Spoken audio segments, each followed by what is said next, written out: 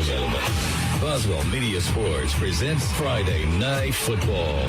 Boswell Media Sports presents Leake Academy Rebel Football. Now, here is the voice of the Rebels, Philip Palmertree.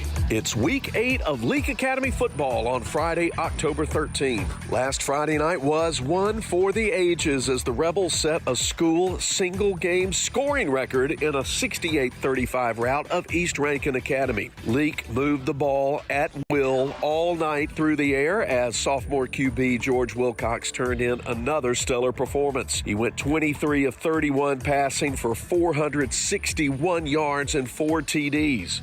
Oh, and he also scored 3 times on the ground from inside the 10. Those big passing numbers also meant an all-star kind of night for the LA receivers. Senior Ben Jackson had 7 catches for 134 and a score. Not to be outdone was junior Matthew Nowell, who caught 9 Wilcox passes for 183 yards and a TD. And junior Mathen Weaver had a highlight reel diving touchdown reception to his credit in the blowout that improved the Rebels' record to 3-5 and 1-1 in district play. Tonight, the Rebels try to keep the good times rolling on senior night at home against number 10 Lamar. There's no doubt that second-year head coach Jacob Land has the Raider football program headed in the right direction. A rock-solid offensive line has helped make QB Wyatt Bond's junior year a smashing success. And Bond is one of the best signal callers you'll find in MAIS. And East Central Community College has already taken note and offered him a scholarship. Lamar's trying to shake off a gut-wrenching 1-point home loss last week to Simpson, a loss that has thrown the district crown up for grabs, and it's put the MAIS PowerPoint system into a late-season spin.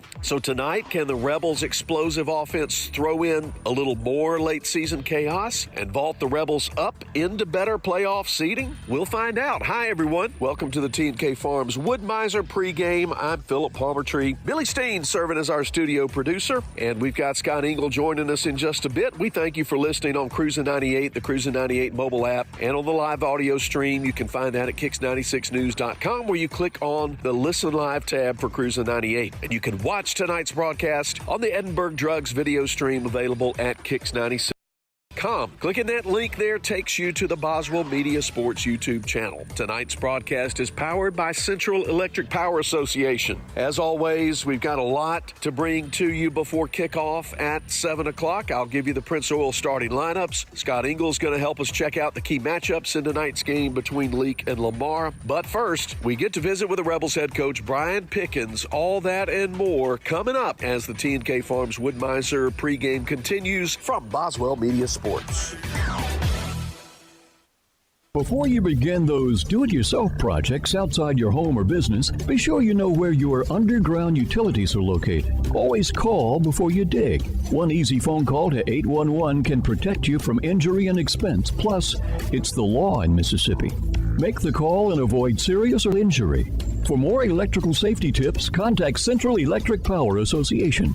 Serving you since 1937, an equal opportunity provider and employer. Baptist League Rural Health Clinics have a variety of healthcare options with primary care, providing care at 3 locations in Carthage, Walnut Grove, and Madden. Call 601-267-1470 today to schedule your appointment. Extended hours and Saturdays are available at our primary care clinic located in Carthage. Baptist League, making your health care our #1 priority. You can't get much for $5 these days, unless you go to Wendy's for a $5 Biggie Bag. Get your choice of double stack, junior bacon cheeseburger, or crispy chicken sandwich, plus 4-piece nugs, junior fry, and a small soft drink, all for just $5. You got that bag. You got that Biggie Bag. You got that bag. That was smooth, wasn't it? That's how you're gonna feel when you get that Biggie Bag at Wendy's. You got that bag. You got that bag. U.S. price and participation may vary. West Side Body Shop says, let's face it, stuff happens. And when it does, they can take care of damage as small as a chip in your windshield all the way up to full collision services. Insurance claims are always welcome too. Just be sure your first stop is West Side Body Shop in Philadelphia. They also specialize in truck accessories, including toolboxes, visors, Nerf bars, and winches. They make your ride look cool. West Side Body Shop, just off Beacon Street on Waterview Lane, right behind the Huddle House in Philadelphia. What is the value of an independent insurance agent? We don't work for any one insurance company. Instead, we work for our clients. We sell insurance from multiple companies, and that means at South Group Cox Agency, you always have an expert on your side who can find you the best policy and rates for you and your family. Now is the time to come by and let us at South Group Cox give you a free quote.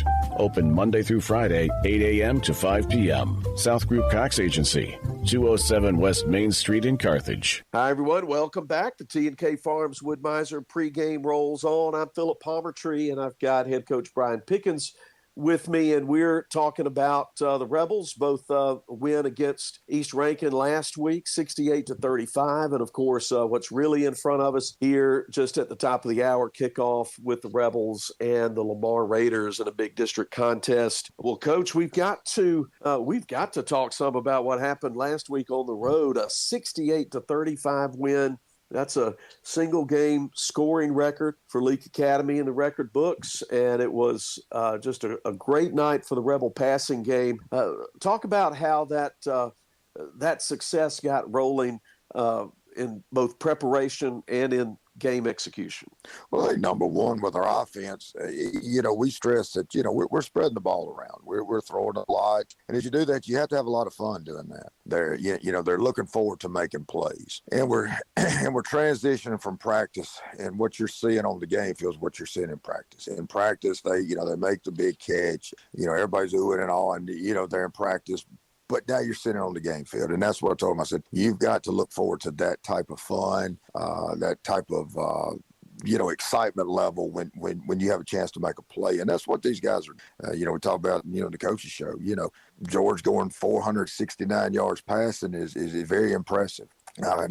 We're actually trying to do some digging of some old stats that we used to have. But anyway, but like I said, that's an impressive feat. And I always say for a sophomore, but yes, for a sophomore, that's impressive. And but what's more impressive than that is the fact that it went that 4 of those touchdowns went to 4 different receivers. That means that everybody's clicking, everybody's doing what they need to do. The receivers, when they have the opportunity to make a play, they're making those plays. George is understanding what's going on the defense, and he's throwing it to the open guy. Our offense, a lot of offenses are one route throws. We give you a combination of routes, and we don't really know where that ball is going. In some plays, that ball can literally go from the right sideline all the way to the left sideline and anywhere in between. So if somebody's catching a lot of plays, that just means that's the open receiver. But anyway, they're doing a really good job. Our line's doing a good job protecting him. And we're using all facets of our passing game, from the quick to the intermediate to the deep ball. So everything's kind of starting to open up more and more. That's exciting as a coach. Our run game's getting better every week. Those guys are doing a good job. We had 5 rushing touchdowns the other night. George had 3 of them on some quarterback power stuff, and then Weaver had 1 rush touchdown. Charlie Bradley had 1 or 2. I can't remember. Like I said, I don't have the stats in front of me, but I just like I've told you, a lot of folks scored on that. A lot of touchdowns went off, and so for this old head, sometimes I forget who went in, but I know a lot of people went in, and the people I've mentioned, they've all gone. But anyway, Yeah. like I said, those receivers from Jack Harkins, opens it up for the first touchdown, and then from there, Nowell and Ben Jackson and Weaver with that, like I said, that circus catch in the back of the end zone. That was amazing. I'll be honest with you, I thought it was incomplete, and all of a sudden he stands up in football. This group's really clicking, and we saw that back in and we just knew they were young, and that things would start to connect, and now they're starting to connect, and we just want to keep that consistent and keep that going. Yeah, and the thing you mentioned that's, I think, such a challenge for an opponent in watching that game film is that there's not just one route or one receiver that you can bracket and double cover and take out of the game. We're presenting pressure at all levels and on the left side, the right side, and there's not just one guy to lock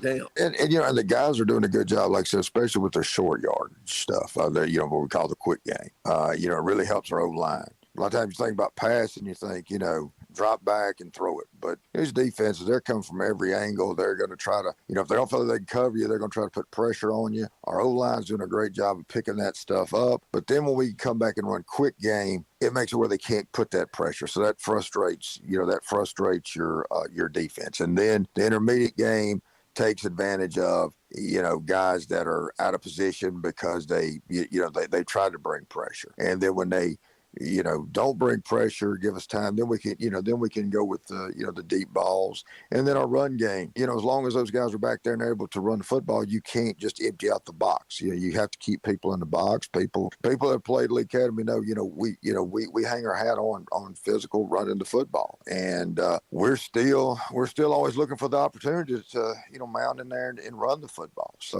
like I said, we feel like we're giving people a lot to have to defend. And and as a coach, that's fun. And the biggest thing is we just have to work to get better at it and, go from there. When we come back from the break, Coach and I will go a step or two further into the development of the Leake Academy run game. So all that and more is coming up as the T&K Farms Wood-Mizer pregame continues.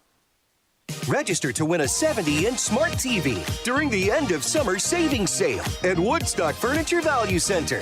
Bedrooms plus free mattress $798. Living rooms just $698. Dining sets only $398. And queen mattresses $199. Kings $299. Plus, it's all backed by our low price and same-day delivery guarantee with no credit needed and no money down. Only at Woodstock Furniture Value Center in Meridian, Philadelphia, and WoodstockValueCenter.com. It was my turn. I oversaw the ordering of our family reunion custom t-shirts. I had no idea what I wanted, but the girls' sports were so helpful. They showed me several ideas and colors that made my decision much easier, and the prices were very reasonable. Thank you to InSports for filling my order quickly. You'll always be my go-to for personalized t-shirts. Check out their Facebook page to see more cool things they personalize. InSports, Beacon Street, Philadelphia. Neshoba County Co-op knows that opening day at dove season is one of the most anticipated and popular hunting days of the year. It brings family and friends together. Dove season's one of the first hunting opportunities of fall as the long and hot Mississippi summer ends. Get on over to Neshoba County Co-op today. They've got everything you need to make the big day a huge success. Neshoba County Co-op, 338 Main Street, Philadelphia. At Pelahatchie. T&K Farms Wood-Mizer is Mississippi's Wood-Mizer sawmill equipment dealership. T&K Farms Wood-Mizer sells the complete Wood-Mizer equipment line from small personal sawmills to the industrial equipment lineup. T&K Farms stocks parts and has experienced factory-trained service technicians with both in-shop and mobile service available. See T&K Farms Wood-Mizer to start your sawmill business today. Credit cards are accepted for all services. Like them on Facebook. T&K Farms Wood-Mizer, just off Highway 25 at 1128 Liberty Road, Louisville, 662-803-4332. Welcome back. We've got more of the T&K Farms Wood-Mizer pregame coming up. 7 o'clock kickoff, Leake and Lamar. It's going to be a good one, and Coach Brian Pickins is still with us. Coach, in this segment, I want you to talk a little bit about the Rebel run game, which may sound strange to talk about when it's the passing game that's been getting a lot of the headlines, but I know in Leake Academy football, run game's always going to be a vital part of success. Yes. A lot of people probably don't realize this is all the throwing we're doing. We actually practice our run stuff more than we do anything else. You talk to any of the old-time coaches, and I guess I'm now officially an old-time coach, but you talk to the guys that are older than me, they're retired coaches, I guess you could say. They're retired coaches. They'll talk about the importance of stopping the run. And the reason stopping the run is important is because of the physicalness. It's still, football is still a physical football game. I mean, it's still a physical game. And in order to maintain that physical, in order to take control of the football game, you've got to be able to run the football. When you talk about the importance of running football, when you get a lead, a lot of times you have to keep that lead, and people don't like to hear it, but it's what you have to do. If you get up on somebody, you need to start running that football. It keeps the clock running. You're in possession of that football. There's really no way that they're going to get it back. The run game is very vital to any football team's success. And this year, the Rebel run game has been a committee work, hasn't it? You've rotated a lot of different young men out and asked them to contribute running the ball behind that offensive line. Yeah, we started off, and then due to some injuries, we took two guys that have done a great job. Charlie Brantley basically become our premier running back. He was a wide receiver. Now in junior high, he was our quarterback back in 9th grade. He was a junior high quarterback. And then when he came up to high school, he played DB. That's where he started for us at DB and receiver. And started off the year out there at receiver. We brought him back to the backfield, and he's done a great job. And then to kind of spell him, because he was playing both ways, Matthew Weaver comes back there from the receiving position. And like I said, these two guys have done a super job for us. We've been really proud of them. And what they've accomplished, and our lines, done a really good job of opening up holes. And when you talk about running and passing, when you pass a lot, people are going to try to do different things, whether it be bring pressure and stunt, or they're going to empty out the box and try to flood your perimeter and your deep. And you have to be able to run at that stuff. If somebody's doing a lot of stunting, you have to be able to run gap schemes to pop your run game open to kind of get them settled down, or if they empty the box out and you're sitting there with a 5 or 4 man box, you got to be able to take advantage of that and have some big games in your run game. And I know also, well, I'll back up and say, I think one thing that we learn every week when you sort of take us deeper into the school of football is nothing in football is as simple or as easy as it seems from the bleachers. Certainly also for important pass protection as well. You're exactly right. A lot of times you see the running backs, they're running, they're scoring touchdowns, but they have to get in there and on pass plays is when they have to get physical.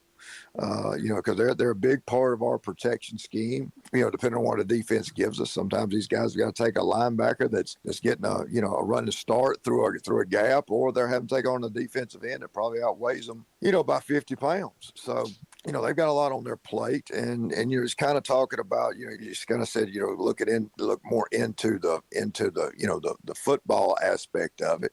Some of your most successful passes, honestly, they're play action passes. And so that's where the run game really marries the passing game. When you can make it look like you're running and then pass, it really opens up receivers. And, with George and the group of receivers we've got, that's really important for us. One of the touchdowns the other night came off of one of our big touchdowns, a 40-yard touchdown by Ben Jackson was actually off of play action. So the run game serves several roles. Keeps you physical, and also it really opens up your pass game. People are focused on stopping you running, and then just the play action aspect of it. When we come back, Coach and I will have one more segment together. We're going to talk a little bit about senior night at Thaggard Field, and we're going to preview tonight's matchup with Lamar. So you'll want to hear it. Stay with us as the T&K Farms Wood-Mizer pregame continues. Rifle. I bought it over at Ozark Ag. When I went in, they had such a great selection. Took me a while to make up my mind. I have it sighted in now, and I'm ready for the big bucks. Tomorrow I'm going back over to Ozark Ag and stock up on ammo. While I'm there, I just might check out those deer stands. Hey, honey, I know you're listening. Make sure you shop for me at Ozark Ag. They're on Highway 16 West in Carthage. Moore's Pharmacy in Carthage, Sebastopol, and Walnut Grove appreciate you, their customers. We have a beautiful selection of gifts with free gift wrapping. We are one of the only pharmacies around to offer compounding and women's hormone replacement therapy. Moore's Pharmacy accepts all insurance, including Medicaid. Our 2-lane drive-thru and prescription synchronization will make your visit very convenient. Come see us. We have the shortest wait time in town and a professional staff to assist you. Moore's Pharmacy, Highway 16, Carthage. T&K Farms Wood-Mizer is Mississippi's Wood-Mizer sawmill equipment dealership. T&K Farms Wood-Mizer sells the complete Wood-Mizer equipment line from small personal sawmills to the industrial equipment lineup. T&K Farms stocks parts and has experienced factory-trained service technicians with both in-shop and mobile service available. See T&K Farms Wood-Mizer to start your sawmill business today. Credit cards are accepted for all services. Like them on Facebook. T&K Farms Wood-Mizer, just off Highway 25 at 1128 Liberty Road, Louisville, 662-803-4332. We were celebrating a birthday, so we took the family out to dinner at a steakhouse. You may have known it as Lee's, but now it's a new building with a new name. The same great chef and owner, Artie Reed, and Hometown Prime. My beef filet was cooked perfectly, and we can't wait to go back. Steak, seafood, the best sweet tea, and of course, homemade desserts. Delicious. For daily specials and hours, Google Hometown Prime and like them on Facebook. Hometown Prime is ready for you. Highway 21, Sebastopol. All right, final segment of the T&K Farms Wood-Mizer pregame interview with Rebels head coach Brian Pickins. And it's week 9 of the season, which is amazing to say because it goes by mighty fast. And here we are, the final regular season home game. And that's senior night for this senior group. And we'll talk about them individually in our plan for next week, the Week 10 ball game. But I know tonight's an important night and of course, a really big ball game. You know, this group, I told the other day in practice that the thing I'm so proud of them about is, you know, we started off, we just started off the way we wanted to. You just got to be honest about that. But they got better. They kept working. And now we're at the end of the season. And, you know, what they've done the past few weeks has actually made these games, you know, really big games for us. And, you know, that's something that they were able to accomplish this year by making these games mean something here as we come to the very end. And, you know, a big part of that success has come from those seniors. You know, we were talking about senior night. And you said we were talking about the seniors next week. But, you know, when you have a young team, sometimes having a young team is nice because they're just eager. Everything's new. They're eager to get out there. They're eager to get to practice. They just, you know, they just enjoy themselves, and that's the characteristic of a young football team. But our seniors have done a super job of the same thing. They've stayed very eager. They've had a willingness to be coached and learn. And even this week, you know, we've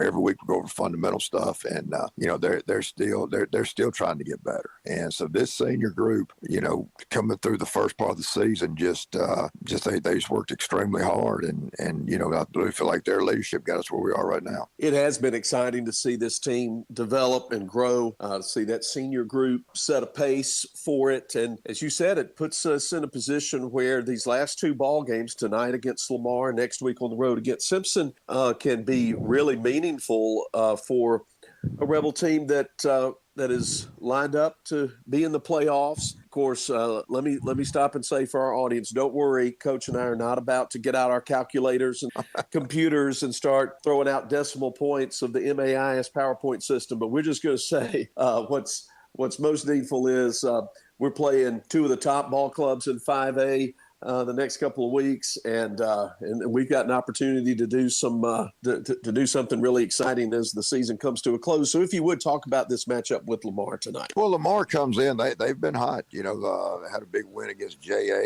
in the middle of the season, and then the very next week, 2 weeks later, they would they beat Copiah. And, Copiah, we played Copiah. Copiah's got a great football team. But this group's playing extremely hard. Their coaches do an outstanding job.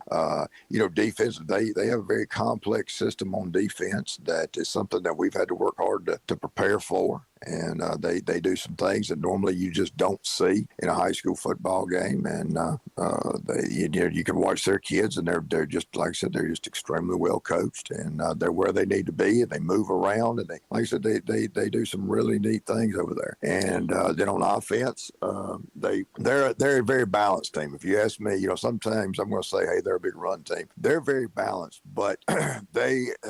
Very similar to what we talked about the run game. They understand the run game is and they do a good job of running the football, have a very talented running back, and they've had a lot of success. Like I said, going in there hard-nosed, old-school football. But you can't just put, as I always say, you can't put 9 in the box against them because they have a quarterback that does a really good job. They have some playmakers out wide, and they'll be staying in the end zone off of play action passes, or just straight drop back passes. So like I said, they've got a group that can really make stuff happen on both sides of the football. So it's, like I said, it's going to be a hard fought match tonight. Well, I know for us I know for us, preventing big plays on defense is a big part of the game plan. And also this is a kind of ball game where, like in most games, you got to take good care of the football when you've got possession of it. Yes. Yeah. As the games get bigger, the more important ball security becomes, the more important, penalties become, because the number one thing when you get in a big game, you can't beat yourself. And so many times in football, you hate to say it, but it's just the truth. So many times teams actually beat themselves instead of getting beat. And so you have to eliminate any kind of mistake that's going to beat you. You have to play very, error-free football in these big games so that what you do between the lines is what really matters. Well, Coach, we look forward to watching what goes on between the lines tonight. Thaggard Field, and we appreciate you joining us for this pregame interviews you do every week. Best of luck to you and the assistant coaches and the Rebels as we take on a really good Lamar team. Coach Brian Pickins, always great to have him on with us at the T&K Farms Wood-Mizer pregame, and we'll step aside again when we come back. Scott Engel will join us. We'll look at some of the key matchups in tonight's game. We'll give you the Prince Oil starting lineups, and before you know it, we'll have a football game going on in front of us. So don't go anywhere. The T&K Farms Wood-Mizer pregame continues from Boswell Media Sports. Before you begin those do-it-yourself projects outside your home or business, be sure you know where your underground utilities are located. Always call before you dig. One easy phone call to 811 can protect you from injury and expense. Plus, it's the law in Mississippi. Make the call and avoid serious or fatal injury. For more electrical safety tips, contact Central Electric Power Association, serving you since 1937, an equal opportunity provider and employer. At Wendy's, you don't need a psychic to tell you your hamburger's gonna taste great. Excuse me? Because every square hamburger is a sign you're getting the best. Did someone say sign? 4 corners of hot and juicy fresh beef that make deliciousness its destiny every time. Hold on. I'm getting fresh beef. When you want the best hamburger, square's the beef. Choose wisely. Choose Wendy's, Dave Single. I am a psychic, after all. Fresh beef available in the contiguous U.S., Alaska, and Canada. What is the value of an independent insurance agent? We don't work for any one insurance company. Instead, we work for our clients. We sell insurance from multiple companies, and that means at South Group Cox Agency, you always have an expert on your side who can find you the best policy and rates for you and your family. Now is the time to come by and let us at South Group Cox give you a free quote. Open Monday through Friday, 8 a.m. to 5 p.m. South Group Cox Agency, 207 West Main Street in Carthage. Carthage Veterinary Clinic, how may we help you? Hey, I have a new puppy and I need to bring her in for vaccination. Oh, what's her name? Ellie. We're so glad you called for an appointment and look forward to meeting you and Ellie. This is Dr. Brooke Bobo, and we at Carthage Veterinary Clinic are glad to schedule you an appointment for you and your pet. That way we can give you the time that you deserve. Carthage Veterinary Clinic, Highway 16 West in Carthage. Find all our contact info on Facebook or Google. Now, Bob, when we started the Bring Your Kid to Work Day, this wasn't exactly what we had in mind. I'm sorry, but they're my babies. We're about to go grab lunch and then head to the farm. Well, where are you headed? Rosebud General Store, out there in Rosebud on Highway 487 East. Nothing but the best for my babies. They got everything you need for your farming family. Well, your calf sure is sweet. Does she have a name? There's the Cow Patty. Whoa, let me get this straight. You named your cow Patty? No, sir. It's what you stepped in. Ew. Rosebud General Store, Highway 487 East. Boswell Media Sports. The T&K Farms Wood-Mizer pregame continues from Thaggard Field on the campus of Leake Academy. Senior night honors are going on for the cheerleaders and football team. And the cheerleaders have been honored. The football players, seniors, are being called out to the field and being given a commemorative football and having some pictures made, that sort of thing, like we do on senior night. We're glad to have all of you with us. We've got Leake playing a big district game tonight against the Lamar Raiders, who come in ranked number 10 in the MAIS poll. But we'll talk about them in just a minute when we bring Scott in. We've got a little early start on pregame tonight, and let's dive right into the Prince Oil starting lineups. We've got a couple of changes from last week due to an injury. We'll get to that quickly. We'll start with the Rebels on defense. In the middle, Hagan Bobo, junior at defensive tackle, 6'1", 240. Owen Hitt is not dressed out tonight. He got injured in the game last week, and he's not dressed out tonight. It's starting in his place will be senior Garrett Joyner, who goes 6 foot tall, 183. On the other side at the end, John Donovan, senior, 5'11", 175. Linebacker and sometimes fourth man on the defensive front is Grayson McDonald, 6 foot tall, 197-pound junior. Kobe Kemp patrols at middle linebacker, sophomore. He's 5'10", 190. Camden Marble plays down there at linebacker as well, senior being honored tonight, 5'10", 152. At the outside linebacker, Tyler Winstead, a junior, 5'10", 157. At the corners, we've got Joshua Gray starting, sophomore, 5'9", 140. Braden Hall, the senior, on the other side at corner, 5'9", 146. The safeties, Matthew Nowell, junior, 5'10", 141. And Jack Harkins at 5'11", 136. We'll probably also see some Braden Welch back there. Cade McGraw subbing in some at linebacker as well. The specialists, Seth Martin, the holder, senior, 5'10", 264. Reese Atkinson and Seth Martin are available for punt duties tonight. Reese is a freshman, 6'2", 170. And Matthew Nowell will handle the extra point duties. He's 22 out of 27 on point after attempts and 3 out of 4 on field goals during this 2023 season. For the Rebel offense, Carter Walsworth not available tonight. He's missed the last couple of ball games with an injury, but there are hopes that he may be back before the season draws to a close. On the O-line at center, Connor Moore, the sophomore. He'll touch the ball first and snap at 5'10", 265. Left guard, John Wyatt King, sophomore, 5'11", 255. At right guard, Tanner Walsworth, freshman, who is 6 foot tall, 227 pounds. The tackles, Hayden Jenkins, the junior on the left side, 6'1", 228. And on the right side, Sean McDill filling in for Carter Walsworth. He's a junior, 6 foot tall, 235. Got Ben Jackson, who plays tight end and wide receiver. Ben, a senior, 6'3", 198. At H-back, Major Chandler, 6'1", 218-pound freshman. The wide receivers, and boy, have they been shining the last few weeks. Mathen Weaver, junior, 6 foot tall, 145. Catch 22 out there has had a great season this year, as has Matthew Nowell. We've already mentioned him. He'll be at wide out, so will Jack Harkins. He had a touchdown catch to open the big win against East Rankin last week. He's a junior, 5'11", 136. Charlie Brantley will do most of the work at running back. He's a 6'1", 145-pound senior.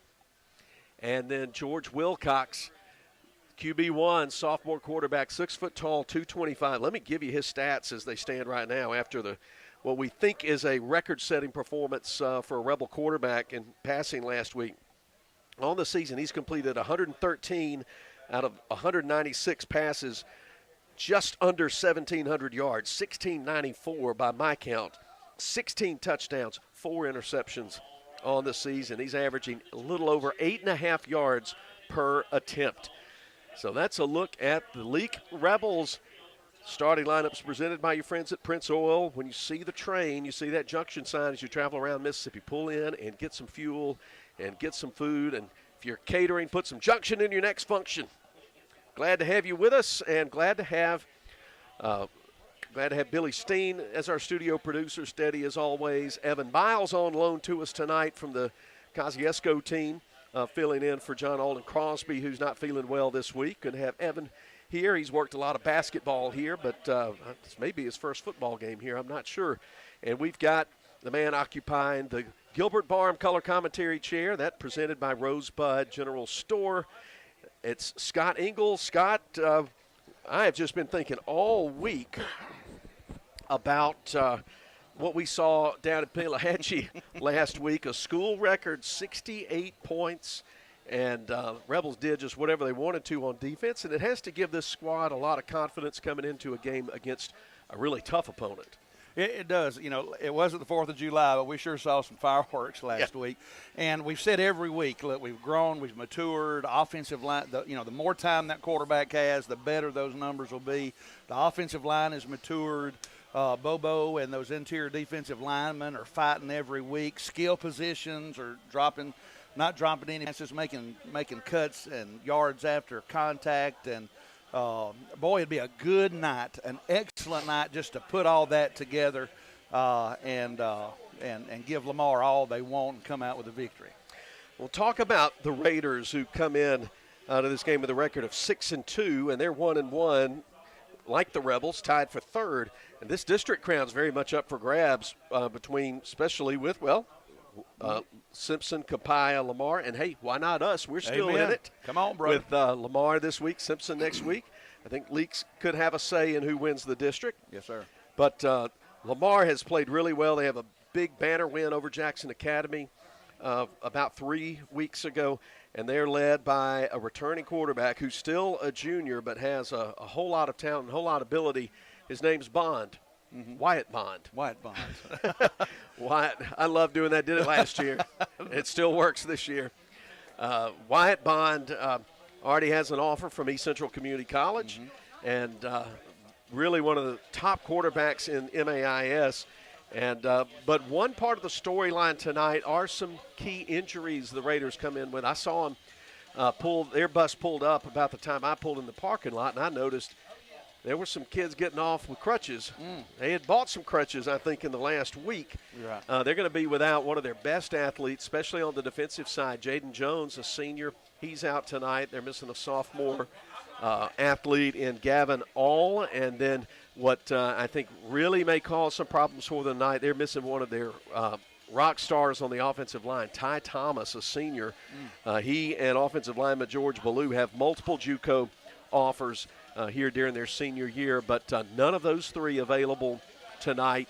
And as Coach Pickins said in the interview segment, the thing that Lamar does that really causes team problems is they defend really well. They play he said certainly the most complicated scheme that you're going to see probably in a high school level. So they're very well coached, smart kids who know their assignments, play hard, and that's going to be a challenge for the Rebel offense tonight. And they, Lamar's known for that with their previous coaching staff, Mac Barnes, and who they have now.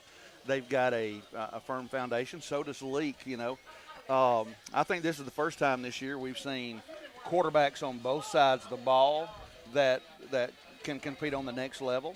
So I'm interested to see how our defense. Yes, I think we've got got confidence in that in the offense. Lamar coming off a 28-27 loss. They're averaging 29 points a game offensively, giving up just 16 points a game, and they are versatile, multiple in how they can move the ball. So they're a solid team, dangerous team.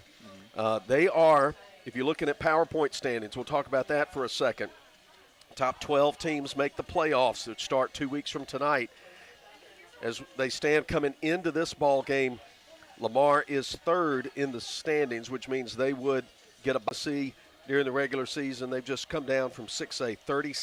They're just fraction of a point behind Park Lane. Then Lamar, then Kapaya is just a decimal point or two behind Lamar. Leake stands at 10th, but really nipping at the heels of 9th place, 8th place. If you get 8th, if you get that high, you will get a home game in the first round of the playoffs, which is something I know is a lot of motivation to play for at this point. But when you win the district, well, you're in the top 4 regardless.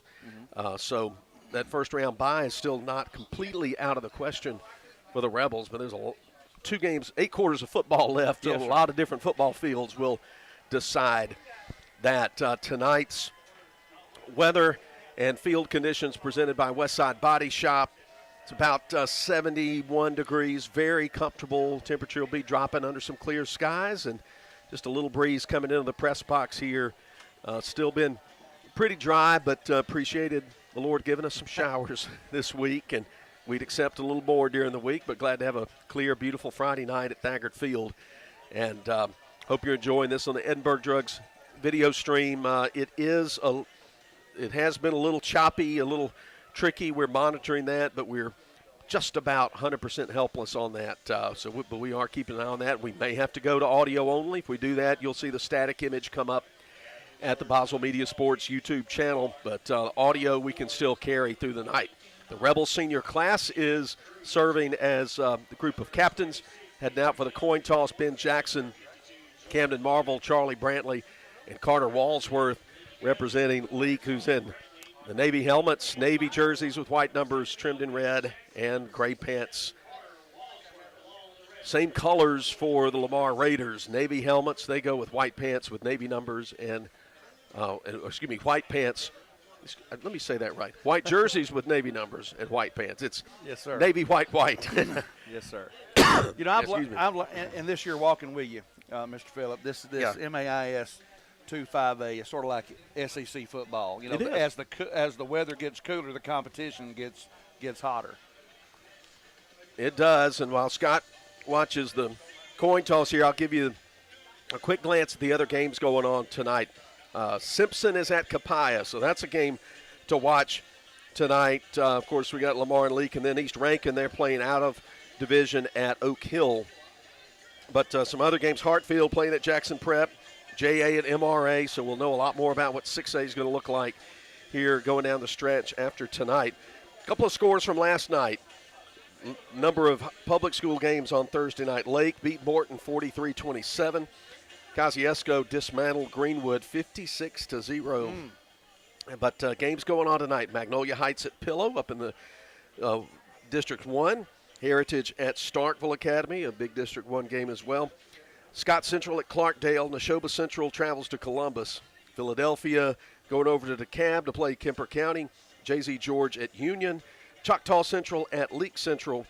And undefeated Sebastopol going to Eupora. There's only about 6 or 8 undefeated teams left in both public and private school in Mississippi. There's not many, but Sebastopol's one of them, so they're going to try to make it 8-0. And so we have the coin toss results. Leake has won the toss, and they're going to defer. And they'll be heading north. Lamar will get the ball first. Hope you'll play Kicks Picks every week. It's free, it's fun. The weekly winner in the Pick'em contest gets gift certificate from Hometown Prime Steakhouse on Highway 21 in Sebastopol. The cumulative winner for the year gets a Bayou Classic ceramic grill cooker from Ozark Ag in Carthage. So play that every week, fun and free. It's Kicks Picks. You can find it at kicks96news.com. Tonight's broadcast is powered by Central Electric Power Association. Rebels and Raiders coming on. Here come the Rebels out of the south end zone. Coming to the near sideline. Hard to believe it is week 9, Scott. It's almost. Yes. Where did all the good times go? But I can't, and I say this every time I get on the radio with you, man, this team has grown. They're not an inch taller. They don't weigh a pound more. But look, that is a different team on that field tonight than we watched the first game here to begin the season. And if you wonder about the series history, Leake leads the all-time series 19 wins, 9 losses, and has won 3 out of the last 4. But last year, boy, Lamar came here playing at the top of their game, and they throttled the Rebels. But we hope the Rebels will make it 20 wins in the career series tonight. We're going to step aside. When we come back, it'll be time for the Moore's Pharmacy Kickoff as Leake Academy football continues. When dealing with something as complex as taxes and payroll can be, you can turn to Weaver Tax and Accounting to make things easier. Their professional staff works diligently to make sure your business and personal returns are complete and finished in a timely manner. Weaver Tax and Accounting will also execute your bookkeeping and payroll, bringing you the best in tax services since 1979. Weaver Tax and Accounting, 20 South Street, Sebastopol, and 109 Chadwick Avenue in Walnut Grove. Total Pain Care's mission has always been to reduce suffering, increase function, and provide a better quality of life for every patient. Dr. Eric Pearson and Dr. C.C. Martin are committed to treating patients with the highest standard of care. Total Pain Care has full-time clinics in Meridian and Philadelphia, providing a convenient option for Neshoba County and surrounding areas. Total Pain Care, located in the Medical Arts Clinic at Neshoba General Hospital. Here to help you get back to living your best life. Is this a familiar sound that seems to be never-ending? Money for this, money for that? Don't worry. Eastside Pawn and Gun to the rescue. Take your pawn to them in exchange for the loan you need to help you through unexpected seasons. Confidentiality will always be respected when you do business with Eastside Pawn and Gun. So what are you waiting for? Stop the fretting and get on over there. Eastside Pawn and Gun, Highway 16, Carthage. Hello, Rebel fans. It's time for Kickoff. Moore's Pharmacy welcomes you to an exciting night of Friday night football. Moore's Pharmacy takes great pride in supporting Leake Academy Rebels, the perfect place to start your weekend. Okay, Rebels, let's kick it off. Boswell Media Sports.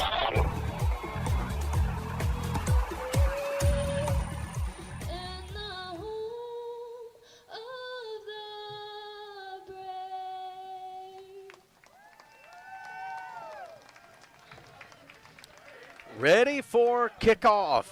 Leake Academy and Lamar School. Philip Palmertree and Scott Engel with you. Glad to be back here senior night at Thaggard Field.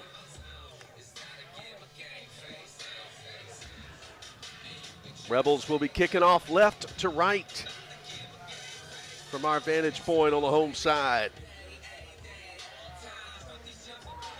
Appreciate everybody who listens and watches every week. And it's just every now and then you bump into somebody who say, you know, my mother, my grandfather can't get to the ball games anymore. Mm-hmm. And they sure do love being able to hear and being able to watch it. So it's well, let me tell you something. There ain't nobody better than Philip Palmertree. I'll tell you that. I'll slide you that $10 bill at halftime. Thank you, sir. You read my mind. Matthew now all ready to kick it off. Back deep to return. Trip Morrow and Sean Ozane. You got to get used to that name. It's not that's not pronounced how it looks. Gotcha. But it's Ozane. Just I'll take their word for it. That's the way it Lamar broadcasters help me out with that. That's part of this deal. You help out the other team with pronunciations. Gotcha.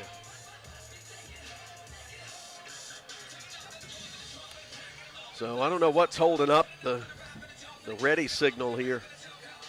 Because everybody looks ready. I'm ready. Scott's ready. Everybody in the press box is ready. And the white hat's ready. Now here we go. Now puts his foot into it from the right hash. End-over-end kick going to be taken by Ozane at the 19. He's going to come up the left hash. Now break middle of the field. Gets wrapped up. Dylan Massey got him around the waist and dragged him down as he crossed up to the 32-yard line. Lamar will start there. 1st and 10, first quarter, presented by the Leake County Co-op. Rebel defense playing without Owen Hitt tonight. Garrett Joyner subbing for him. Looks like it's going to be a 4-man front. Start things out tonight. And the quarterback for Lamar is Wyatt Bond. He's in a shotgun set, a pistol set with back behind him.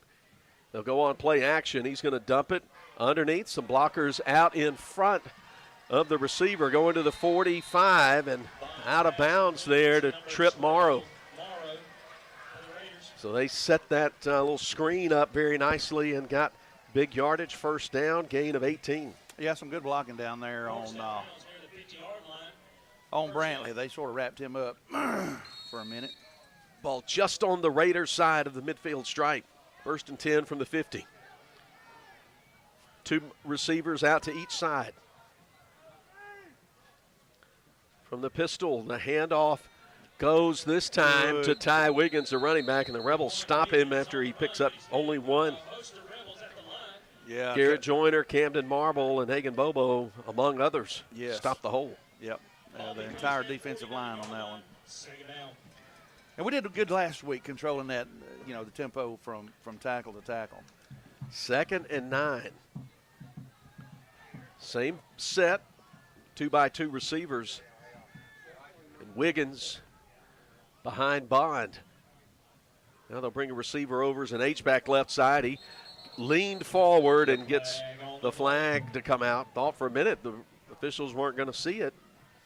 And they would have been about the only people who didn't see it. It was called early by our clock crew up here, I'll tell you that. So it'll be 2nd and 14 after the illegal procedures assessed against the Raiders. Raiders under second-year head coach Jacob Land. Really talented young coach. Took over for a legend in Mac Barnes, who Scott mentioned earlier.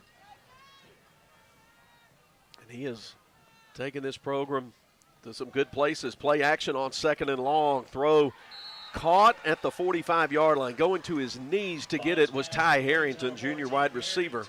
Rebels had good coverage, but the ball was thrown just a little short, and receiver just he was the only one who had a chance to do anything with McDonald had him covered up, but Reddick coming out of the off the line. Did a good play there. It's going to be 3rd, and we'll call it 6. 5.5 if you want to get down to fractions, and I bet not a lot of people care about fractions. Probably not. At least right now. 2 H-backs and a wide receiver to each side. Wiggins going to carry it up the middle, and Hagan Bobo beats him behind the line of scrimmage. Tackle for loss. Going to bring up 4th down. The tackle was by the defensive line and linebacker core, and if it had held him up for another second, I think the other 3 would have been there with him. Excellent play.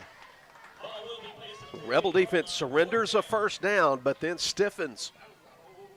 Ball at the 48, loss of 2 on the play. Bond is out to punt, but he's also the quarterback. Very high snap. Good job getting it down, and he puts a wobbly kick that hits out of bounds at the 22-yard line along the far side. Leake will take over there in a scoreless game, 9:43 to go in the first quarter. And we'll mention to you, Rebel fans, that Total Pain Care is wellness sponsor for Leake Academy Athletics. Got 7 locations around Central Mississippi. Visit them at totalpaincare.org. Ball on the left hash, 22-yard line is where we start. Rebels will come out with 3 wide receivers. H-back, Major Chandler set to the left. Handoff Charlie Brantley looking for something on the right side, but doesn't find much. As coming out to get him, Kellen Curley.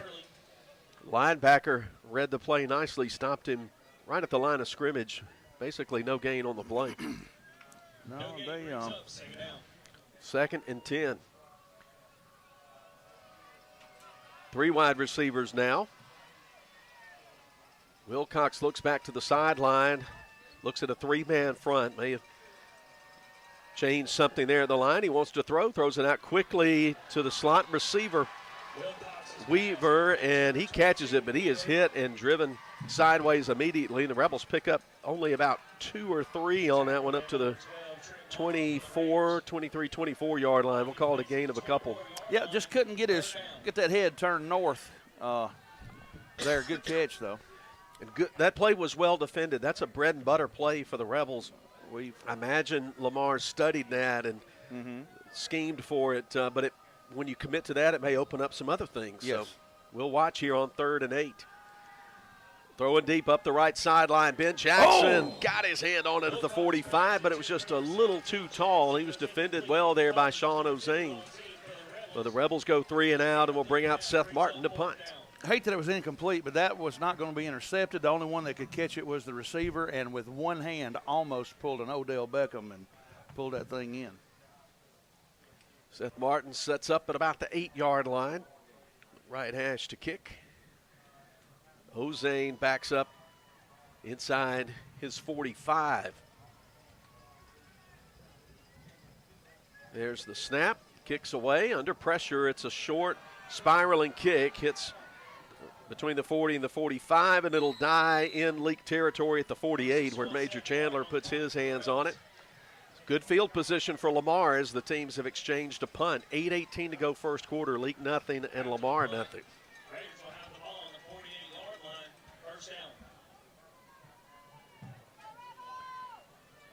Don't worry, we'll be watching scores for you tonight, but if you want to watch it yourself, you can go to Kicks96news.com, and there's a scoreboard widget that'll be up at the top of the news stories all night long and tomorrow morning.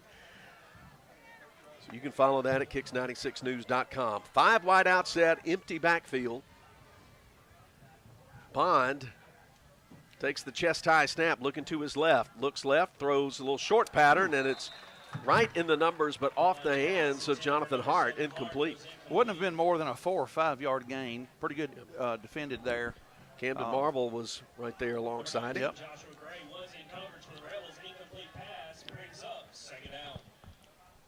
But you can't ask for a better throw than what Bond delivered to Jonathan Hart. No, that was a zip.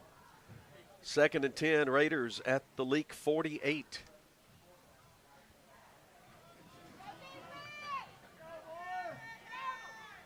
One receiver left, 2 split wide on that side. Handoff, Wiggins gets around the corner. He's to the 40, gets hit hard in the midsection.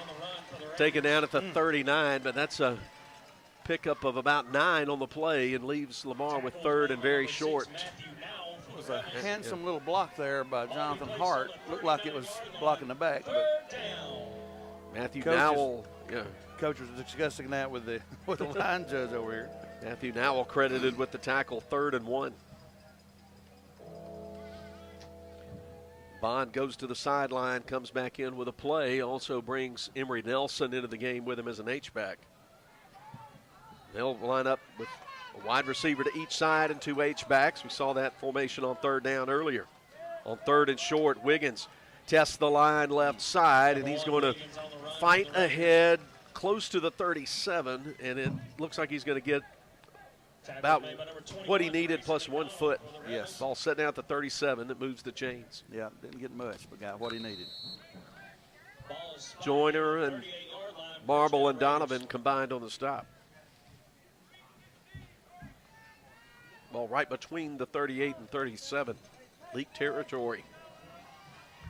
Lamar moving right to left. Get under the 7-minute mark of tonight's first quarter.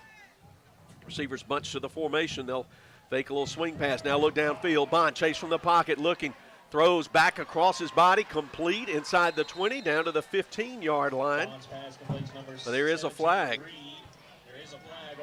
So that completion to Sullivan Reed, probably coming back, holding the indication against Lamar. Could have been a lineman downfield. Yeah, and I even wondered if he was that was an illegal forward pass. He got so close to the line of scrimmage. There were a lot of things that weren't going right for Lamar that they nearly pulled victory from the jaws of defeat on that play. Defeat. Yes, sir. But the ball's walked back to the 47, 1st and 20.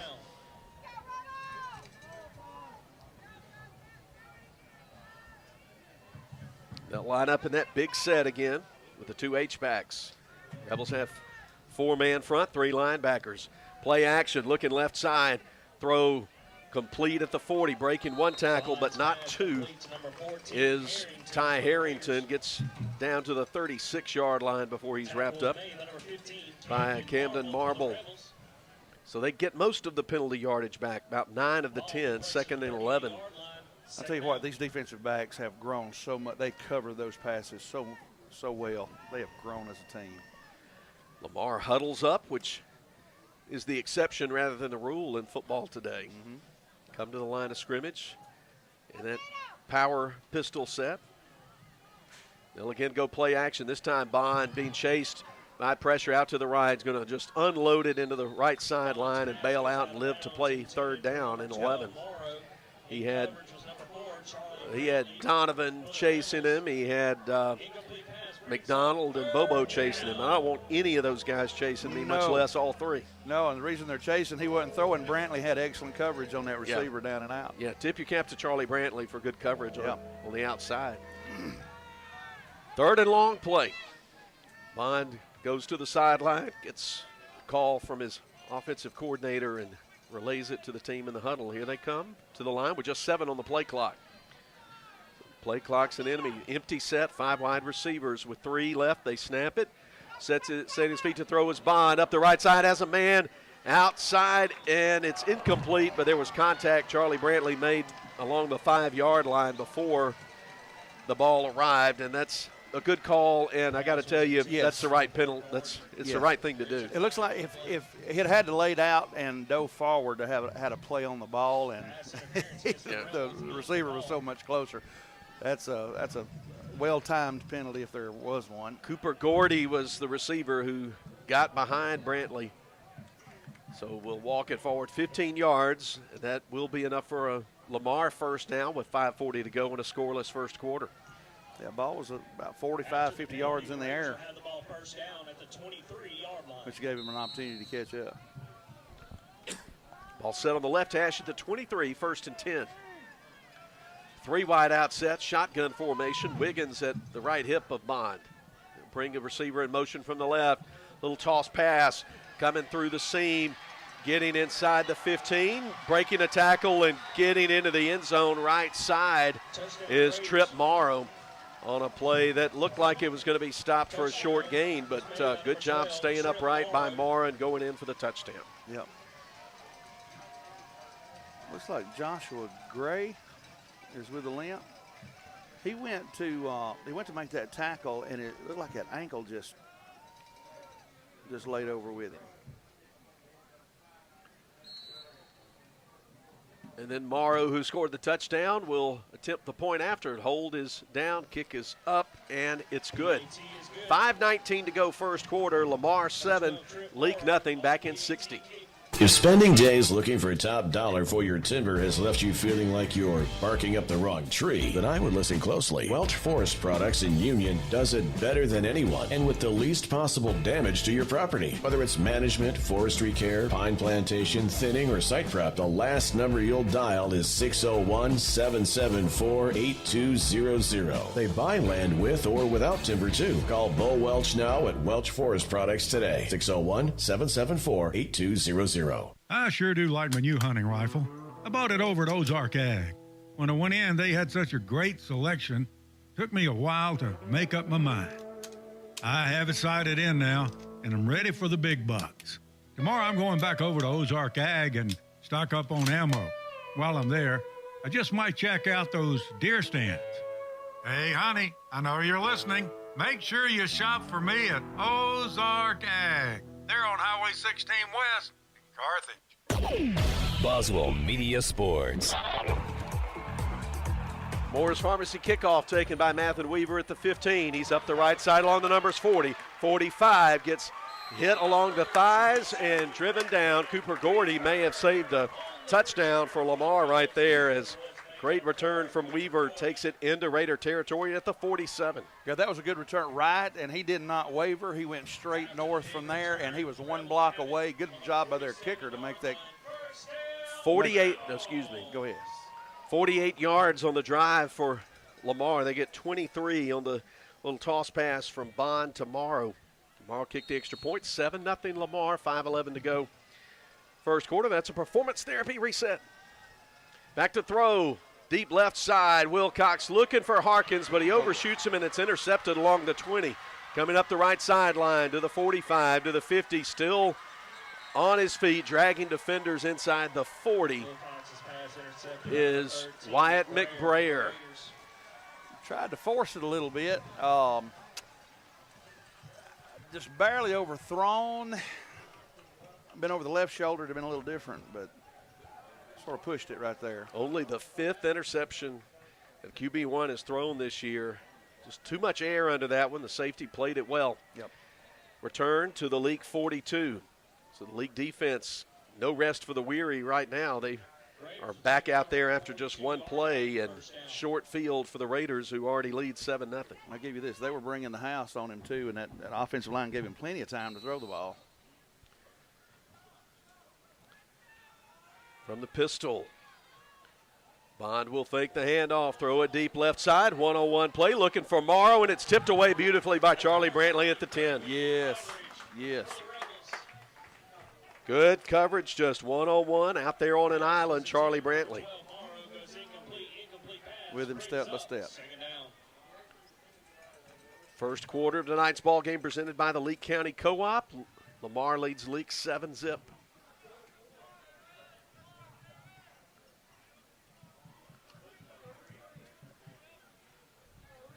Come back to the line of scrimmage on 2nd and 10 with one man split out wide left. That's Harrington. 2 men on the short side of the field. They'll hand it to Wiggins. Flag comes out. He's turning the corner, breaks a tackle, zipping to the 30, 25, and angled out of bounds. Matthew Nowell forced the out-of-bound play, but I think it's coming back. Yeah. The motion man never got fully set over here on the left side, I believe.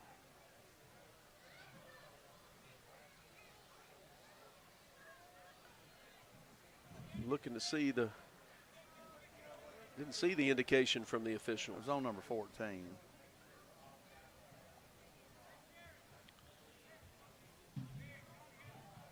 Yep, the illegal shift. Yep.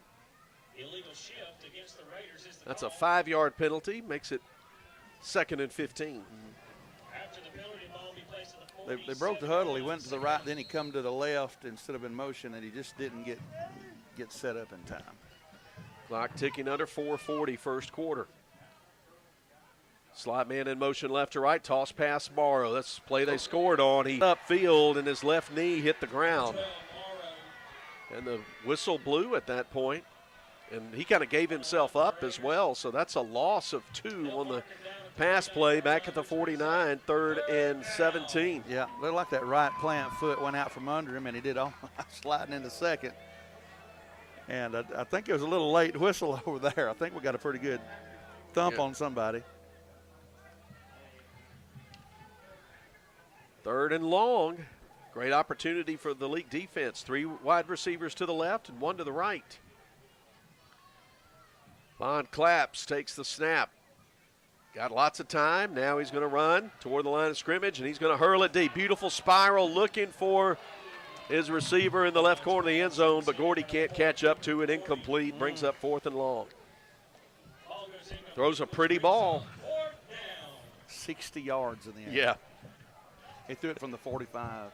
Yeah, that one covered 60. You see what ECCC likes in Bond, just on arm strength right there. And, of course, he's got a lot more going for him than that. And Bond will drop back in punt formation. Now, you've been saying Bond. Okay, he is number 7, by the way. That's right. He is number 007. I see what you did there. Another high snap, corral. The Rebels set up for return. It hits at the 10, going to bounce toward the goal line, but stop at the 3 or the 4. And that's where it's down. So Leake starts deep in their own territory at the 4, trailing 7-0 with 3:34 to go in the Leake County Co-op first quarter. Well, you can't have a 96-yard scoring drive unless you start at the 4. That's right. So that's see what we can do. Leake has gone 3 and out, and then 1 play and an interception. So the offense has not even really gotten the engine cranked yet. No, sir, we haven't hit double digits yet. Mathen Weaver at running back takes the handoff on first down. He gets met immediately, but then breaks the tackle, but cannot get his way even back to the line of scrimmage. He loses a yard, and good tackle by Thomas Bryan, defensive lineman. 2nd and 11 from the 3. Second down.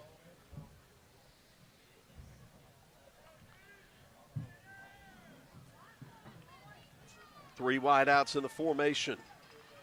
H-back set to the right. Now Chandler moves to the left. They'll sweep that way behind him. Weaver gets to the corner of the 10, and then he gets hit close to the first down mark. I think he got it. Should be a Central Mississippi Animal Clinic first down as he gets up to the 13. Oh, I think they're going to mark him a little bit short. Going to be 3rd and 1, excuse me. 3rd and 1, and big package comes in. There you go. Kobe Kemp, McDonald, Caden Chipley in at running back, so they get a little more weight up out there. 3rd and 1 play, following the blockers, going up, banging off defenders, getting the first down and more is QB1, George Wilcox. That's the Central Mississippi Animal Clinic 1st and 10 for Leake. Gets all the way to the, it looks like the 18-yard line. Yeah. Maybe the 19. Let's see where they put the stick. Now, yeah, the 18, 1st and 10 Rebels. We went heavy to the right and cut back against the grain and went right off the one hole there on the left side. Now L.A. spreads it again. Handoff up the middle. Hit hard was Weaver. Saw some daylight there, but gap closed quickly, and he gets only about a foot on the play. We'll give him 1, 2nd and 9. Tackles made by number 20, Collins for the Raiders. Got plenty of room to work from the left hash. The linebacker Wilson Collins stopped Weaver cold in his track. 2nd and 9 from the 19. Wilcox signals out to the receivers left and right. Play clock goes under 7. Weaver shifts to the right hip of Wilcox, who drops back to pass, throws a little laser of a throw between Jackson and Nowell along the numbers at the 40-yard line, incomplete. Yeah, quarterback took a decent lick that time, but just split the difference on the receivers. 3rd down 9. Leake has not been in rhythm here. They've not been able to run the ball with a lot of success yet. And passing games been inconsistent, and that's being nice. Charlie Brantley in the pistol set. They bring some orbit motion with Weaver. Fake a reverse to him, throw underneath. Brantley with room to run in front of him to the 30. Gets spun down at the 31. That's a pickup of 12 in the Central Mississippi Animal Clinic, 1st down. Coming up to make the play was Trip Morrow. Leake moves the chains. This drive started at their own 4. They picked up back-to-back 1st downs. 1:37 on a ticking first quarter clock. Yeah.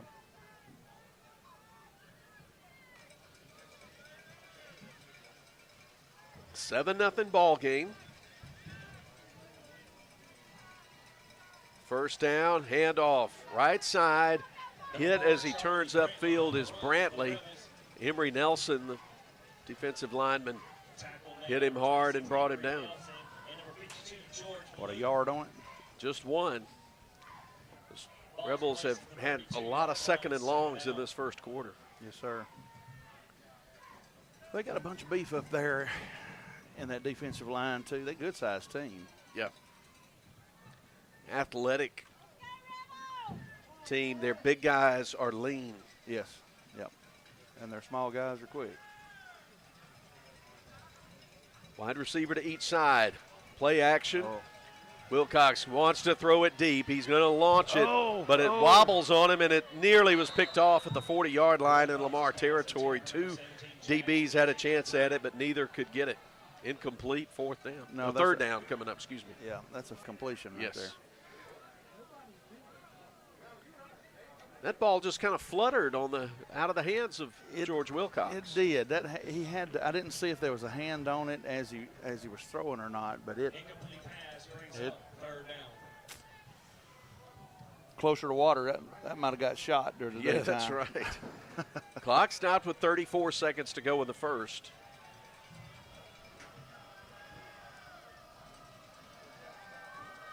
Now we'll split wide to the left. Weaver in the slot. And there's an Edinburgh Drugs timeout called. We'll hold things right here. We're getting down toward the end of the first quarter. We'll take a look at the scoreboard and see if there's anything interesting, as most of the games, in fact, all the games are going to be like ours first quarter. Forest leading Northeast Jones 7-3 first quarter. Looking around, scoreless between St. Joe and Presbyterian Christian in MAIS action. The Ethel beat McAdams last night. Brandon up big early over Oak Grove, 17-0. That's all I can give you right now as the Rebels come off the near sideline, moving left to right. Navy jerseys, gray pants.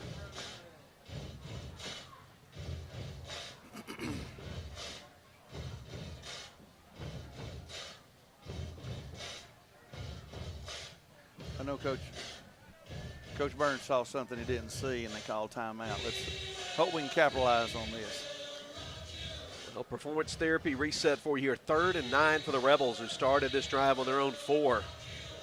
They picked up a pair of 1st downs, trying to get some offensive flow going.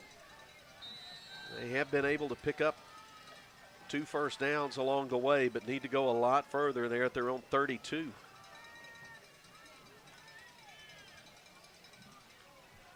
Nowell and Weaver split left.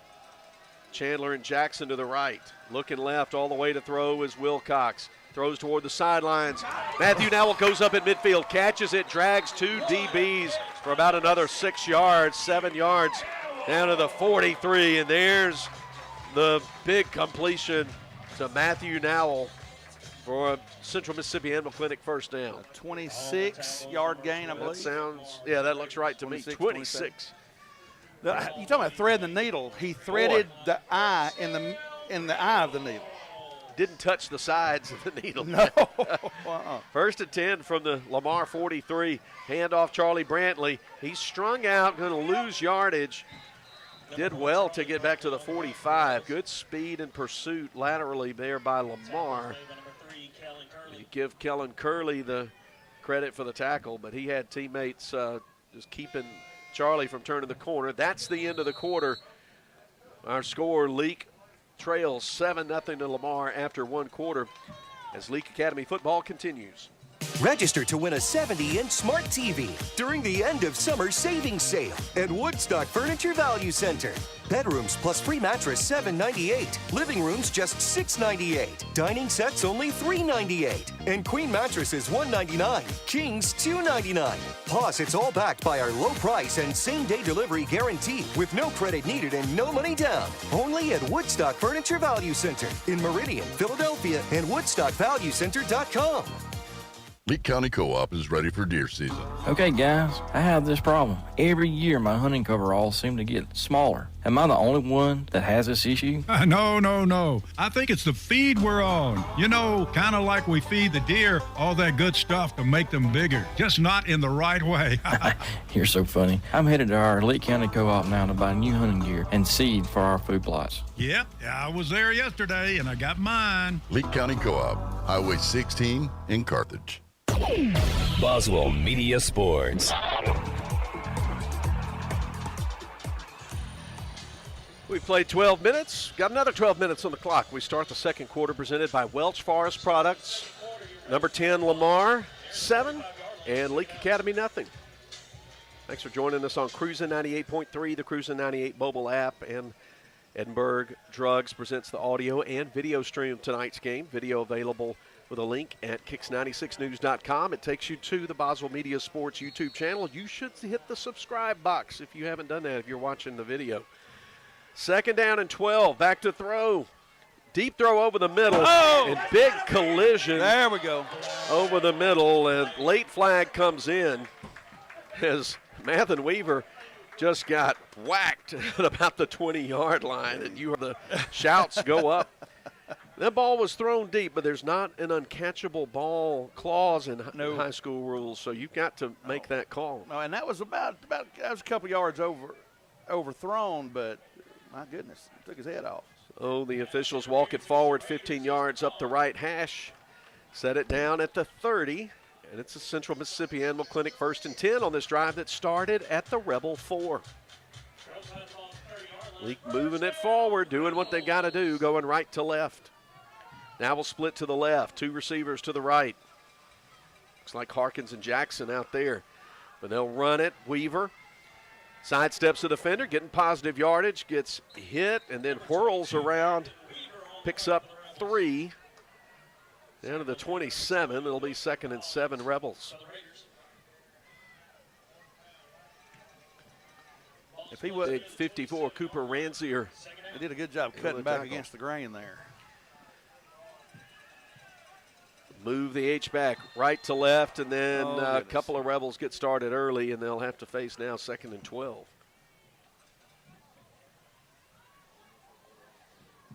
Ball start against the Rebels is the call. Ball in the middle of the playing field now, back to the 32. 2nd and 12. On the 32-yard line. Still second down. Still a 3 wide receiver set, and Mathen Weaver the running back. Rebels are going to need to establish running game. they're going to make the pass work. Three-man front. They swing it out, incomplete, left side, little short swing pass intended for Weaver, but it was out in front of him. That was just a sloppy-looking play. If it would have been completed, it would have been a 5-yard loss. Yeah, so you can breathe a sigh of relief that Weaver didn't catch it. As it is now, it's 3rd and 12, and that's plenty long. You got to get to the 20 for a first down. First minute of the second quarter. Lamar 7, Leake nothing.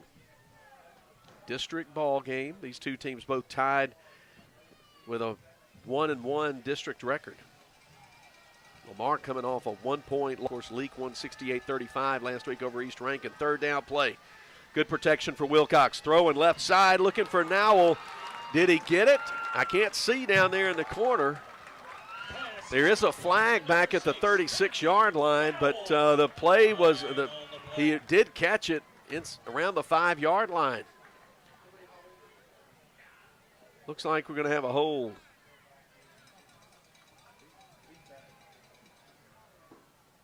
Yep, holding indeed the call against Leake.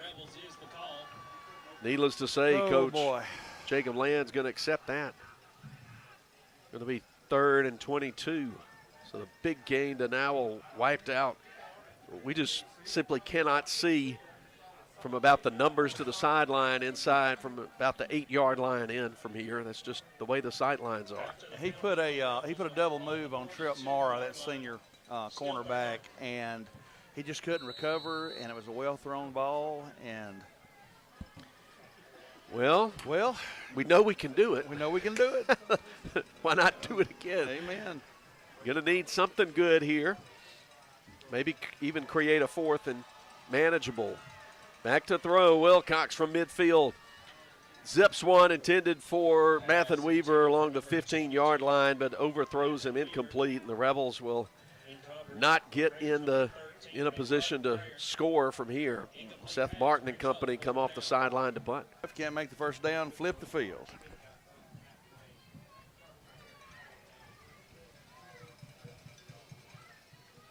Senior Seth Martin stand at his 40.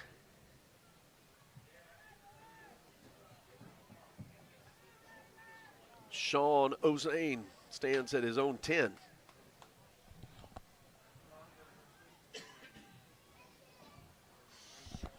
Low snap, punted away under pressure, but it goes off the side of his foot. It'll take a little bit of a favorable bounce for the Rebels, but it will go out of bounds about the 30, the 31-yard line. So that's a really short punt, and the opportunity to pin Lamar just gets away from Leake. Well, Seth did a good job to get that. It went, bounced about twice back there too, and very fortunate to get it off.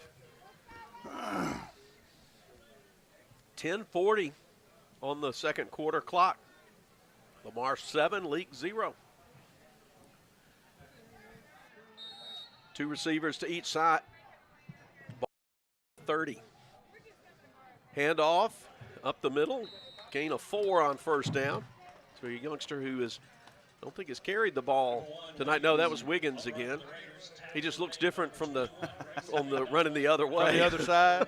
Yeah, Tyler Winston did a good job on the tackle there. So that was his good side. Yes, sir. But he gets 4, 2nd and 6. Tyler Winstead making the tackle for the Rebels. 4-man front for Leake. Receiver in motion.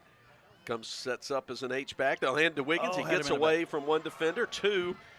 Then bangs into Winstead and Joyner along the 38, 39-yard line. It'll be 3rd down and very short. If Hagan Bobo would have been one step faster, it took the handoff.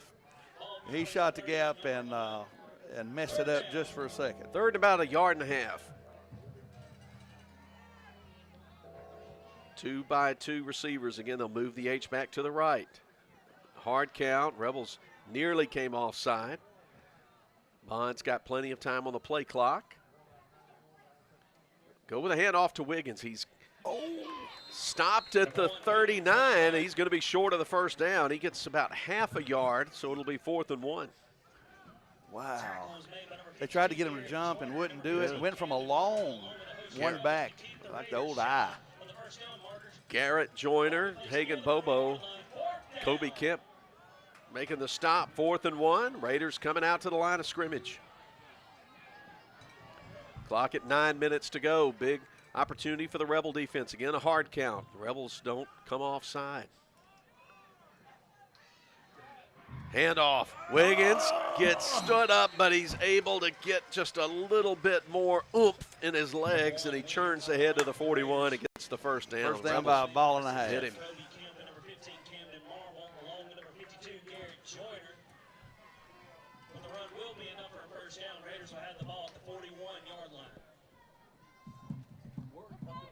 Sometimes that thing's a little funny, and you may have to support it up there to get the so there it is. Okay. We lost the camera for a second, but it's coming back. Flag on the play. And there's a flag on the play, 1st and 10. You did a good job on that. We need to do that again. So don't panic. Screen went black, but it's coming back. And illegal procedure, the call against the Raiders. After the penalty, the Raiders had the ball. Pictures back, all is well. And it's 1st and 15. Good recovery by our cameraman up there. Yes. Where there is equipment and technology, there are problems. Yes. Bring the H-back in motion from wide out to right side. And handoff. Rebels in the backfield. Hagan Bobo just camping out in the backfield on this drive, and they stopped the runner Wiggins for a loss of a couple of yards. Yeah, Bobo and Joyner. 21 was back there too. Yeah. Grayson McDonald. 2nd and 16. Nose of the football just short of the 35-yard line. Lamar does not work with a fast tempo. Nope. They're moving left to right. Still got plenty of time on the play clock. Under 10 now as they come to the line of scrimmage with 4 wideouts. Shotgun set. Bond with a play fake, looking to his left. Pressure's coming. Looks like a hold back there, but no penalty. He fires it, and it's intercepted at the 45. Matthew Nowell coming into Raider territory. 35, He's got 30, room. turns the corner. 20, flying down the sideline, and that's 6 for the Rebels. Touchdown. 55 yards on the interception return from Matthew Nowell, and the Rebels have turned the tables. You learn something new every week, and I tell you, that's a gear in that kid I've not seen this year. When he went to the sideline going south, cut back against the grain, he hit another gear and went home, baby. Rebel touchdowns presented by Weaver Tax and Accounting. He worked his way across the field once he got into Lamar territory, got a couple of blocks, but it was his speed the rest of the way. Look, it was intercepted, what, about 37? I think it was at the 45, yeah. About the 45, so he went 70 yards to cover 55. And now he's got to kick the extra point. He might be a little winded, but you can't tell it from here. Yep. High snap put down by Martin. Good job. Kick is plenty high, and it's good. We are tied at 7, back in 60 seconds. Neshoba County Co-op knows that opening day of dove season is one of the most anticipated and popular hunting days of the year. It brings family and friends together. Dove season's one of the first hunting opportunities of fall as the long and hot Mississippi summer ends. Get on over to Neshoba County Co-op today. They've got everything you need to make the big day a huge success. Neshoba County Co-op, 338 Main Street, Philadelphia. He's headed to the end zone. The Junction and Prince Oil Fuel Champions. As you travel to the game, shop and fuel with people who are invested in your community. 60 years of fueling Central Mississippi and champions like Leake Academy. Locations are all over Mississippi. Carthage, Philadelphia, Oxford, Ridgeland, Scuba, Louisville, Newton. So be sure to put some Junction in your next function. It's the Junction and Prince Oil.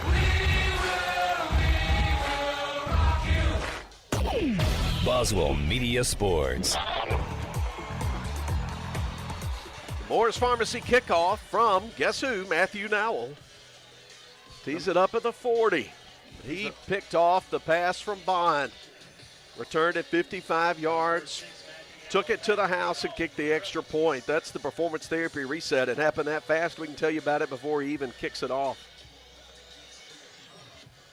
Tied 7-7, 7:09 to go, second quarter. Now kicks it down toward the 11-yard line where it's picked up far side. Morrow coming left to right. He's got a head of steam and a blocker in front of him to the 40. 45, 50 into Rebel territory, and he's corralled, slung out of bounds at the 46-yard line, and so good field position. Big return from Morrow, who has a touchdown in this ball game. But Mathen Weaver was the one who got him out of bounds.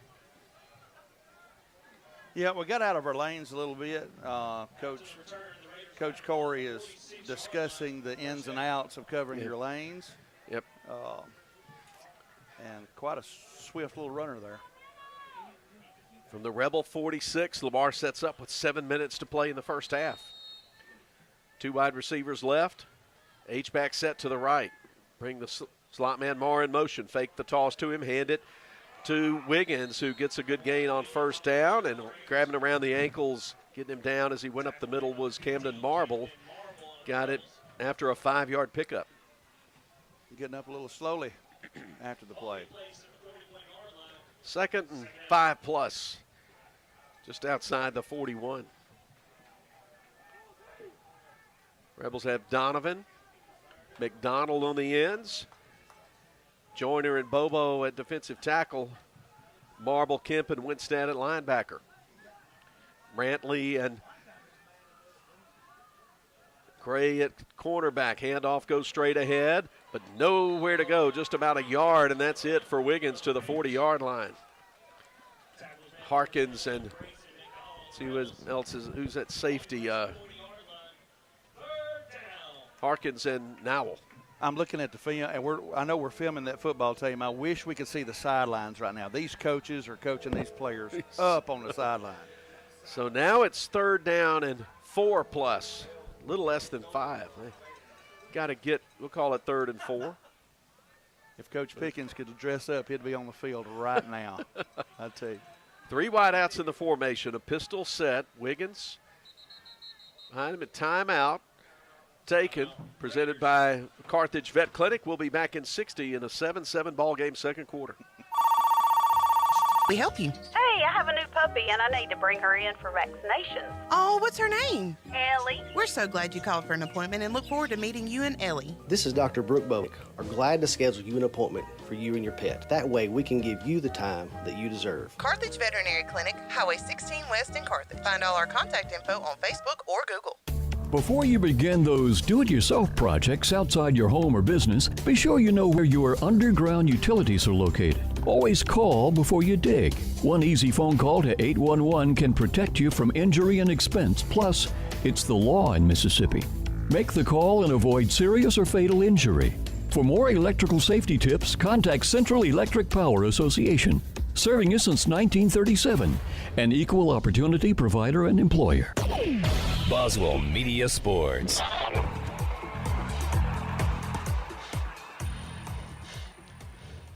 Third and 4, possession play from the Rebel 40. Lamar and a pistol set, 3-4 wideouts.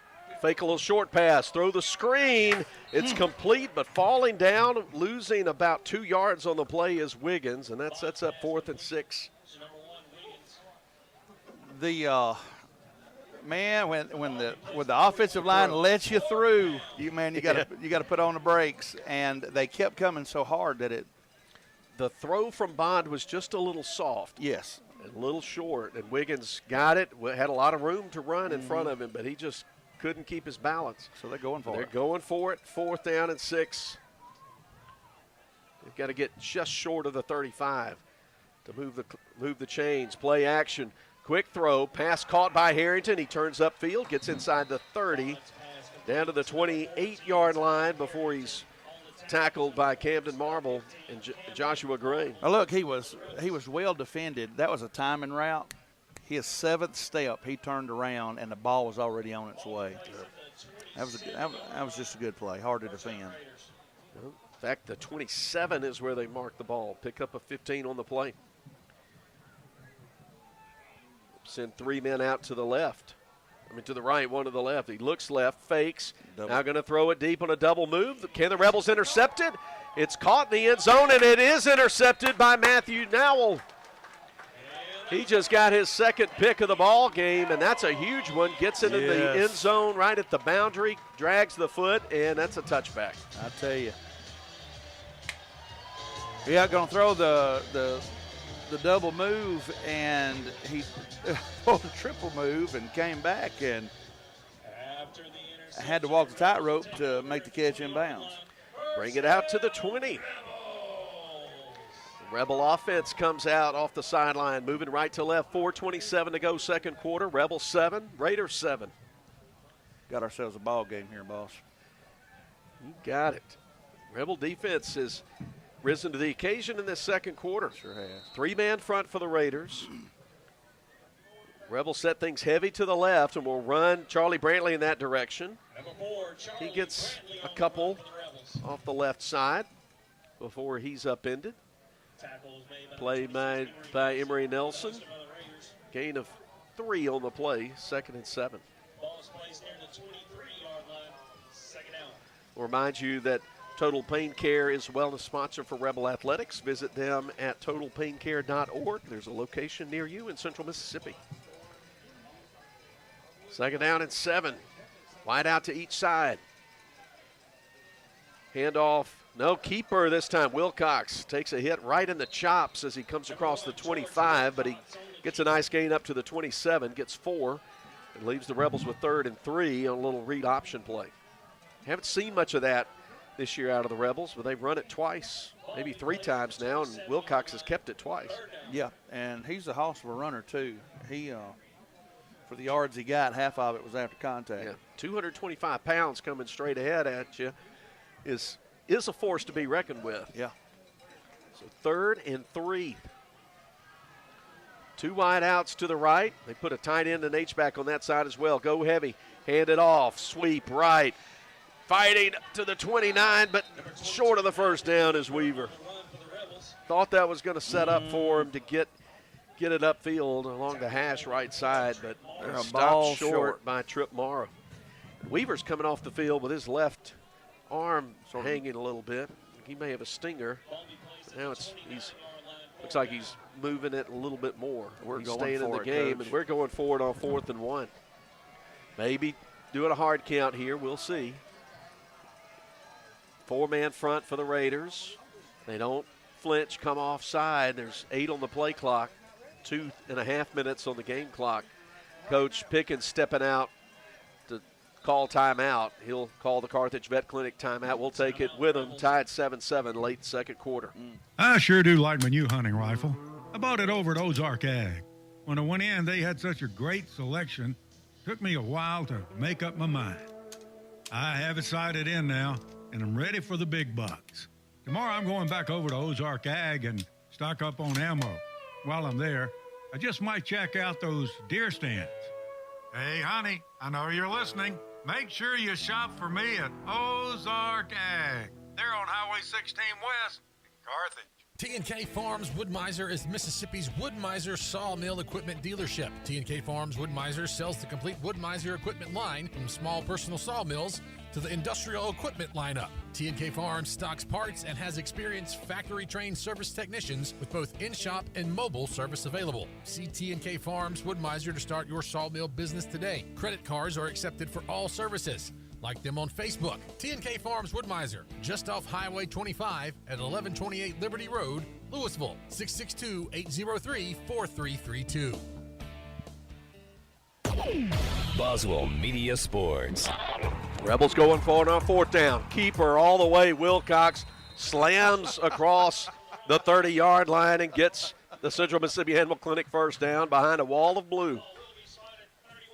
4th down and 1 inside your own 30 against one of the better teams in the state, tied 7-7, and that's a man call right there. That's right. Gain of 2. That is a man call. Move the chains. 2:11. Clock winding down second quarter. 7-7 game. Pistol set. Handoff left side. Weaver gets to the 35. Gets a nice gain. 5+. Gets all the way to the 38-yard line. Gain of 6. It'll be 2nd and 4, Rebels.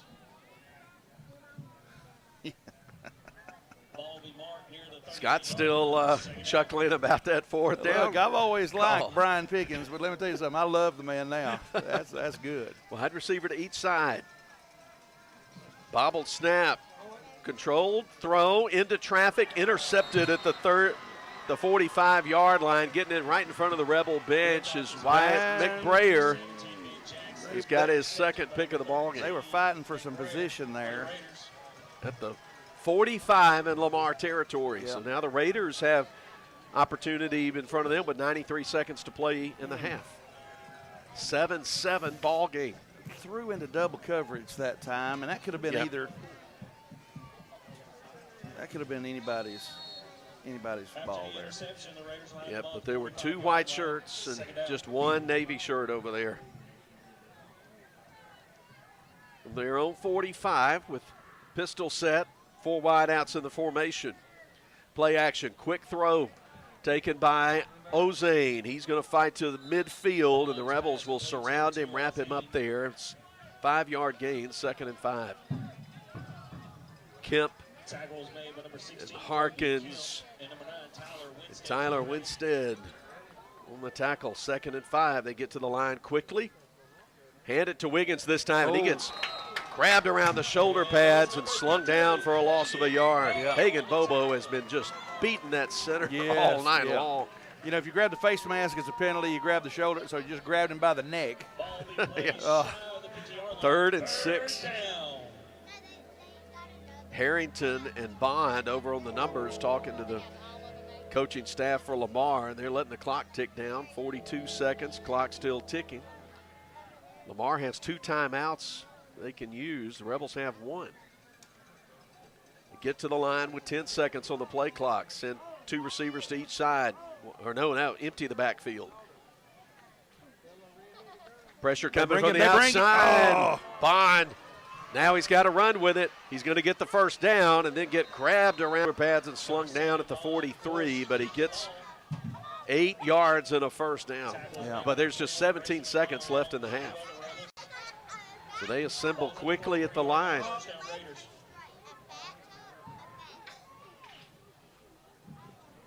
And moving the clock here, 17 seconds. Snap is back, quick throw, complete to Marr. He's coming in the middle of the field for a short gain. John Donovan wrangles him down, and he lunges forward to the 38-37. The clock stopped with 6 seconds. I think Lamar wasted just a bushel load of time right there. I sure did. Yeah, even him turning and coming back, he could have cut out and had I thought that was just designed to get a couple of yards and get out of bounds, Yeah. but Morrow came away from the sideline to the middle of the field. Yeah, they have 1 more timeout left? Yes. Yeah, 1. Just 6 seconds. That's going to be tough to. 2nd and 4. It's either a score or not now, Yeah. I think. I don't think you could run a. No. I don't think you can do much in 6 seconds and then use that timeout. Both teams gathered between the numbers and the hash, talking to coaching staff. Josh Ray coaching up his charges about this end of the half situation. Wendy's halftime coming up. We're going to talk with baseball coach Turk Stovall.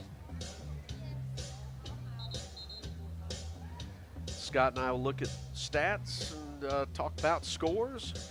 And I promise halftime won't be 42 minutes like it was last week at East Rankin. Praise the Lord. Praise the Lord. No confetti at all. That was brutal. Moving around the world in 44 minutes. All right, they get to the line. 6 seconds left. Ball at the Rebel 38. Empty set. Bond back to pass. Rebels bring pressure. He unloads it. Complete inside the 30, and Morrow gets it shoved out of bounds at the 27 with 2 seconds left. Made a liar out of me. Well, 26. They give him a nice spot. 26-yard line on the line of scrimmage, so they'll have a shot to take with 2 seconds. Rebels have a timeout if they want to use it once they see the offensive alignment. Coach Josh Ray wants to coach them up here. If you try a field goal, it's 43 yards from here, but I think that's what they're going to do. Sure are. They're going to try it from 43. So I'll get in position where I can see the uprights. Snap is down, but hold on. Whistle blows and stops everything. Not sure why. I didn't see a flag come out. I don't think they were set. Okay. I think they were giving Leake an opportunity to swap players since they brought in their kicking unit. Now they're set up from the left hash. 43-yard attempt to close out the half. Morrow kicks it. End-over-end kick, and it's going to wind up a little short. It was on target. Drifting to the right, but wound up just about 4 or 5 yards short. So we're going to go to the halftime, tied at 7. Leake Academy 7, Lamar School 7, in this MAIS District 2 5A contest in Week 9. Get ready for the Wendy's halftime as we step aside. More Leake Academy football coming up from Boswell Media Sports. Dr. Ryan Anderson and his crew at Central Mississippi Animal Clinic love getting to know you and your pets. In addition to your pet's health care, they offer boarding that will be your fur baby's home away from home. Become a member of the Central Mississippi Animal Clinic family today. Download the Central Mississippi Animal Clinic app or go to centralmississippianimalclinic.com. Central Mississippi Animal Clinic, Highway 35, Carthage. Edinburgh Drugs, right in the heart of Edinburgh. They make convenience a priority for their customers with easy drive-through pickup and free home or business delivery. You can also visit edinburghdrugs.com to shop for gifts and order your refills while you're there. Patient education is very important to owner and pharmacist Cody Coffin. She's happy to explain your medication and how to take them. Health Mart, taking the time to listen and care. Edinburgh Drugs, your independently owned Health Mart pharmacy. Highway 16, Edinburgh. Total Pain Care's mission has always been to reduce suffering, increase function, and provide a better quality of life for every patient. Dr. Eric Pearson and Dr. C.C. Martin are committed to treating patients with the highest standard of care. Total Pain Care has full-time clinics in Meridian and Philadelphia, providing a convenient option for Neshoba County and surrounding areas. Total Pain Care, located in the Medical Arts Clinic at Neshoba General Hospital. Here to help you get back to living your best life. Premier Medical Group, PMG. Your good health is our priority. Did you know you do not have to drive for specialized care? Premier Medical Group in Kosciuszko partners with specialists in urology, cardiology, neurology, and orthopedic. Refer you to a PMG specialist today. Premier Medical Group, PMG. Good health is our priority. At Wendy's, you don't need a psychic to tell you your hamburger's gonna taste great. Excuse me? Because every square hamburger is a sign you're getting the best. Did someone say sign? 4 corners of hot and juicy fresh beef that make deliciousness its destiny every time. Hold on. I'm getting fresh beef. When you want the best hamburger, square's the beef. Choose wisely. Choose Wendy's, Dave Single. I am a psychic, after all. Fresh beef available in the contiguous U.S., Alaska, and Canada. Boswell Media Sports. Get the Wendy's halftime underway from Thaggard Field in Madden, and we've got a 7-7 ball game. Leake Academy 7, Lamar 7. A very different halftime score from last week when I think it was 42-28 at the half, and then what followed was 42 minutes of an extravaganza, a cavalcade of whimsy, round-the-world trip, and it took about as long as a flight across the Atlantic Ocean. But we're not going to have that kind of long halftime here. We're going to get down to business, and we're glad to have Leake Academy head baseball coach Turk Stovall with us. Coach, thanks for coming downstairs. You've been busy in the first half. You'll be busy in the second, but thanks for giving us some time. Oh, always. I'm glad to be here. It's an honor to be able to speak a few words. Well, of course, we're in the middle of football season, basketball season about to start, but give us sort of take the pulse for us of where baseball work is right now. Well, most of our guys here play football, and then several of those will move right on over into basketball. But we actually have 5 of them that's with me right now. So, a couple days, 3 days a week, we're lifting, hitting the weights hard. We're doing a lot of strength training, speed training. We're starting to toss a little bit, and just doing what we can till we can get everybody with us, or to get more guys where we can do more team stuff. So as we look at this Rebel football roster taped up on the window in front of me, and I see those names: Harkins and Brantley and Nowell and Atkinson and Marble, some other guys, and I know I'm leaving some out, but those are guys who you counted on last spring, and I know be the core of experience for this 2024 squad. 2023 squad played some really good ball, and you had some really talented seniors who've moved on, and some of them are playing baseball at the next level. I know that's right. Gratifying for you as a coach. Oh yes, sir. Anytime you can have seniors go on and play at the next level, it's a good feeling. It's good for the program, good for the school. We actually had 4 guys to go on and play at the next level, and I don't care what size school you are, 4 guys off of one team playing at the next level is huge, and it speaks volumes for them, what kind of players they are, and it speaks volume, like you said, for the season we had last year. They were hungry, they were eager, they bought in, and it paid off. It was definitely the reason our season turned out like it did, and gave us something to build for the future and a culture kind of start and get going here for the baseball program. Yeah, well, a Hall of Fame coach in Mississippi, football coach Ricky Black, said, to win in any sport, you really got to have 3 things come together. You got to have some athletes, you got to have some coaching, right, and the indispensable third category is culture. And you just mentioned that word, and I think, the first part, athletes, that varies year to year, school to school, but the other 2 things, the commitment to coach and work with them and the culture you build, can lift the program up where it's greater than the sum of its parts, can't it? That's exactly right. Culture and chemistry of a team can win you a bunch of ball games in itself. And I think that's what I can speak for here at Leake Academy. That's why I love this place so well, is because it's so tight-knit. The chemistry is already there. And like you said, a lot of our guys on our baseball roster are out here on the field tonight playing football. So they're fighting and clawing all year with each other. So it kind of carries on. And I try to run the baseball program kind of with a football mindset. I like to build it off grit, heart, and playing together and for each other. And that goes along with have the talent. I mean, sure. But if you play as one, you don't have a bunch of selfish guys, and you get that team chemistry, and they work hard together, and they're greedy. That'll go a long ways in itself. Well, I think there's an illustration of it playing out in front of us on the national scene right now in Major League Baseball, because you've got the 4 teams that are left for the American League Championship Series, the National League Championship Series. I saw the graphic come up yesterday that this is the first time ever that no team in that of the Final 4 left we ever had a Final 4 with no one with more than 90 wins. Right. So the 9,500 win ball clubs have been taken out.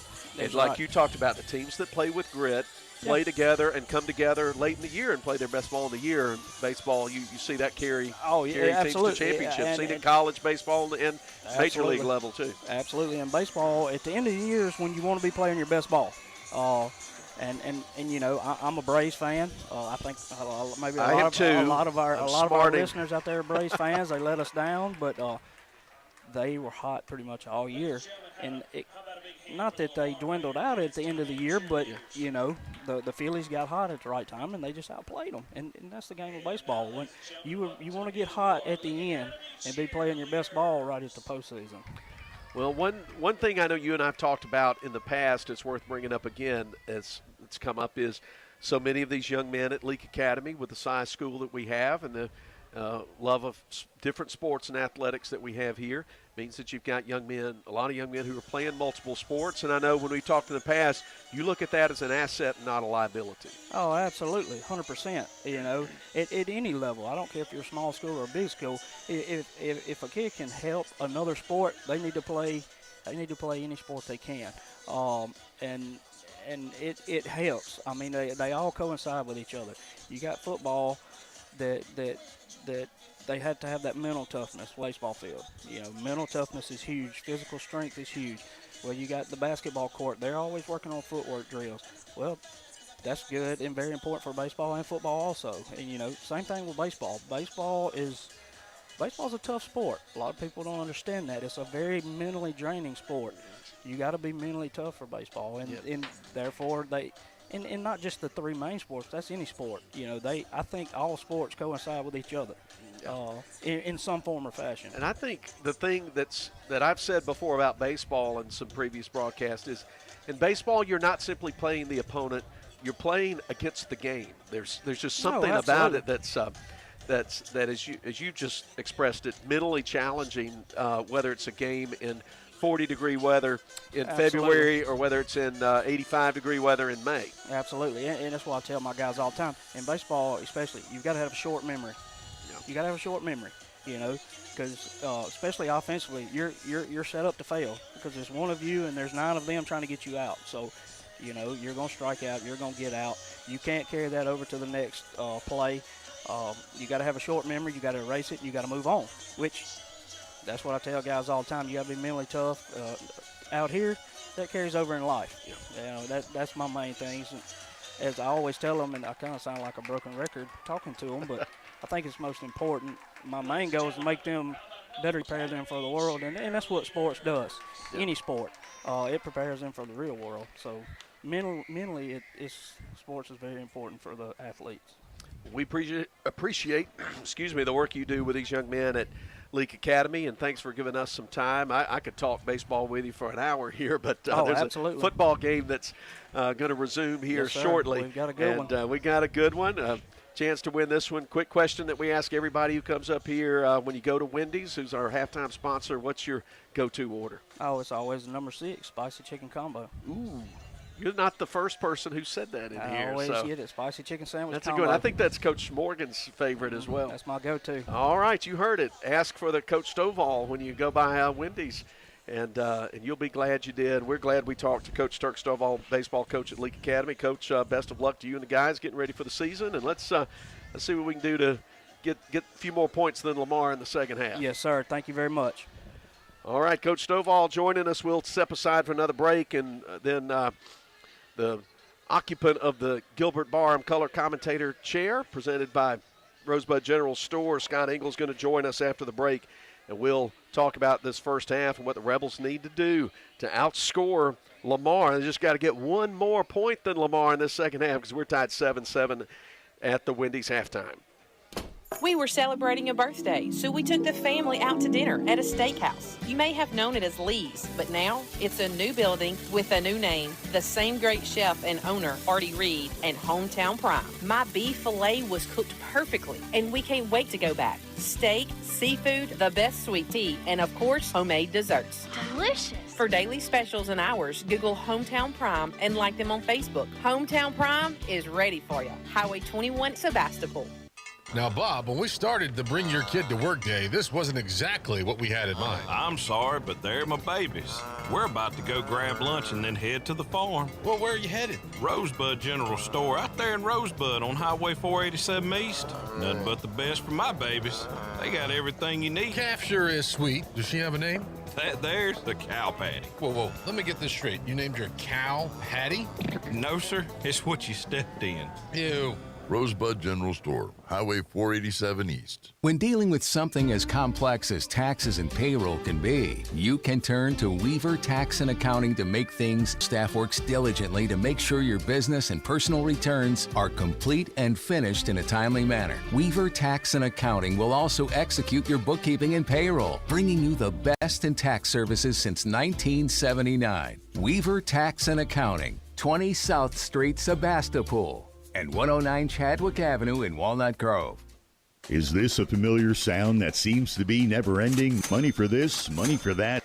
Don't worry. East Side Pawn and Gun to the rescue. Take your pawn to them in exchange for the loan you need to help you through unexpected seasons. Confidentiality will always be respected when you do business with East Side Pawn and Gun. So what are you waiting for? Stop the fretting and get on over there. East Side Pawn and Gun, Highway 16, Carthage.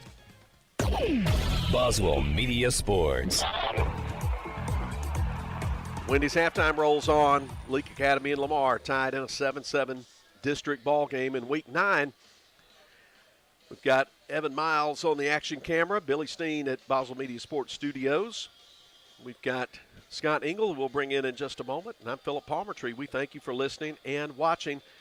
Thanks to the folks at Edinburgh Drug, sponsors of the video stream. It's stayed steady. Sometimes it's good, sometimes it's choppy, but you can still follow along, or if you just turn it off and listen on the radio and an audio stream at cruisin98news.com. Let's check the scoreboard before we talk about stats, because as Scott and I have looked at it, stats are going to be a short conversation in this defensive first half, defensive-dominated first half. Sebastopol undefeated, leading 14-7 at half against Eupora. Union blowing out J.Z. George 47-0 at the half. And we'll just hit, of course, some of the scores of regional interest as I'm clicking along and using the same one you can use at kicks96news.com, and just pointing out what's particularly interesting. In a public school game, Northwest Rankin leading Meridian 17-14 at the half. That's a good one. I haven't mentioned a score from this team yet, but I want to just because I like saying it. St. Stanislaus on the road at St. Patrick. The Rockachaws are leading the Fighting Irish 35-0 at the half. Hey, here's one we mentioned earlier that's worth keeping an eye on in MAIS 6A. Jackson Prep leads Hartfield 17-14 at halftime. That's a surprise to some people, because certainly Hartfield, they beat MRA last week and have a lot of things in front of them in 6A. Few other scores, Columbus leading Neshoba Central 18-15 in the second quarter. It's been a rough season for the Rockets so far. And looking around, a couple of others, just seeing zeros up. But that's a good enough look. And, of course, we're 7-7. Let's bring Scott Engel back in. Scott, as we said, defense is dominated. Rebels were not really able to get a whole lot going through the air or on the ground. Well, we said earlier that, all things being equal, the way we've matured, will the defensive backfield be able to make an impact on Lamar's very complicated offensive play calls? And I think so far, hey, the answer is yes. Did pretty good. We don't have much as far as nothing near. We had this many stats in the first 2 minutes last week. Of course, we're playing a higher caliber team, though, but we've ran the ball 10 times. 23 hard-earned yards, only 1 0 and 1 negative. We've threw the ball 6 of 10, 6 catches, 52 yards. So we've ran 20 plays, of which only 2 are negative, 0 are negative, and we have 75 yards, and we're tied with the number 2 team in our division, 7-7, and we've had a couple of longer plays negated, a touchdown negated, or near touchdown negated because of a penalty. Look, we've almost got a 14-7 lead. Played a heck of a half.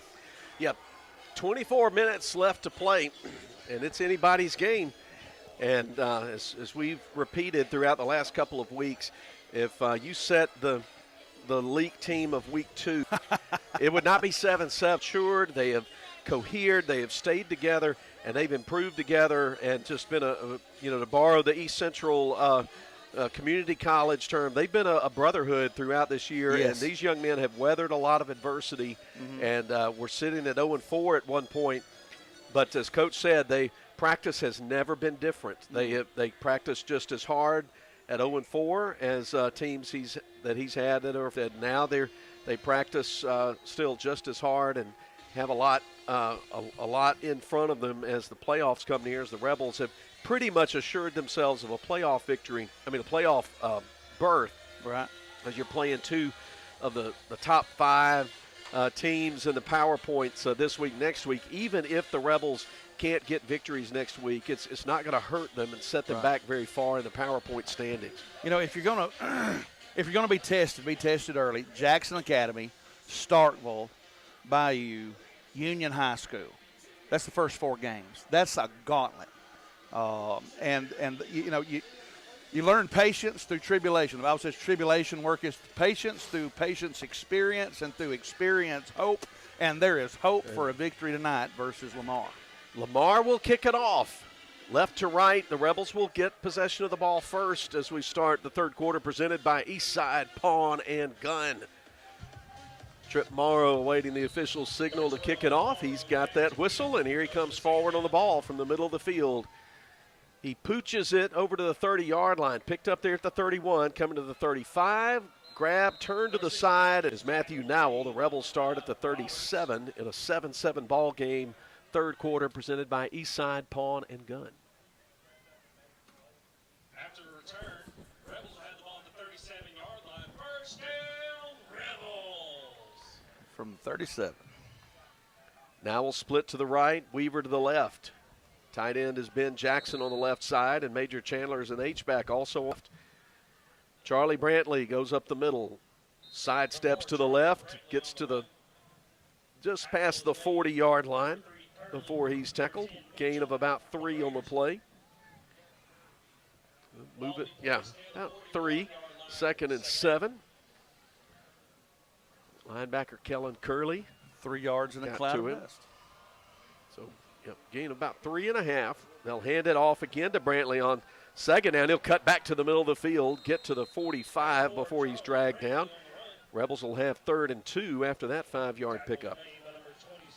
26, Nelson making the tackle, linebacker. He's made a lot of stops tonight for the Raiders. Sure has. I've gone all night so far, Scott, without saying Raiders, but then I just said it right there. The Raiders. 3rd and 2. 2 backs. Keeper Ooh. Wilcox. He almost broke it into the open, got hit on the side as he crossed midfield, but his momentum carried him forward to the 47, and that's a pickup of 8 and a Central Mississippi Animal Clinic 1st and 7. You've heard of an RPO? Raider territory. Instead of an RPO, that was a RRO. That was a run option, and he chose his own number. 2 wideouts to the left. Handoff again, Brantley, and he barrels ahead, lowers his shoulder as he gets down to the 43, maybe the 42. Pick up a 5 on 1st and 10. George Ballou making the stop for Lamar. You know, from that 4th down within your own 30, it's almost like Brian Pickens, Coach Pickens is just testing their manhood right now. 2nd and 5 in Lamar territory. This time Weaver gets hit in the backfield, tackled for loss by Thomas Bryan. Lost a couple. Move the sticks back to the 44. Rebels have 3rd and 7 now. 2 minutes deep into the third quarter. Do have some in-sports trivia for you in this third quarter. Okay. It's going to be, we got maybe our best game yet of the, or trivia yet of the year. We'll start it with the next possession here maybe. Could take a while. Handoff, getting the first down, still on his feet. Hurdling defenders down to the 30 is Weaver. Mathen Weaver gets about 16 on the carry. First down, Rebels. And that's a really fine run by Mathen Weaver. Yes. Central Mississippi Animal Clinic, first down. Hand it off again. This time Weaver looking to the left, cuts back to the right, gets to the 15 before he's taken down, even down to the 24, not the 14, 24-yard line. That's a gain of 5. Weaver comes out for a breather, and Camden Marble comes in with that cast around his left wrist. He's a running back, but it's going to be a keeper for Wilcox. He follows Marble into the hole and just barrels over defenders, gets the Central Mississippi Animal Clinic first down, and gets the Rebels for the first time tonight into the David Barham Insurance red zone at the 15. Wow. Look.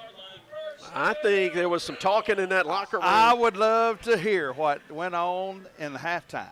From the Lamar 15, left hash, Brantley getting the carry, has to cut it back inside, gets 4 down to the 11 before he's tackled from behind by McBrayer. Tackle made by number 13, McBrayer for the Raiders. 8:37, clock ticking. The Rebels have had it this entire quarter. Just moving it forward. Run the clock, run the ball. 2nd and 6.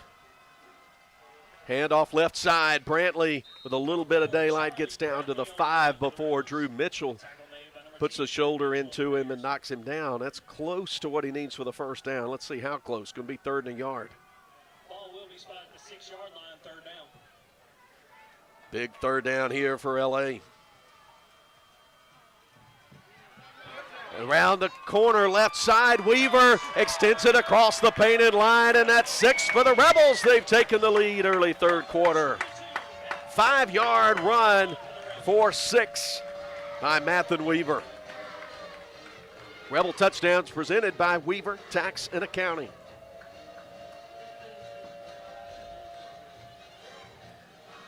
Well, how about that? Just keeping it on the ground. Did they run every play on that drive? Yes. Yes, they did. Yes, they did. Here's Matthew Nowell to kick the extra point out of the hold of Seth Martin. Ben Jackson snaps it back. It's a good snap, good hold.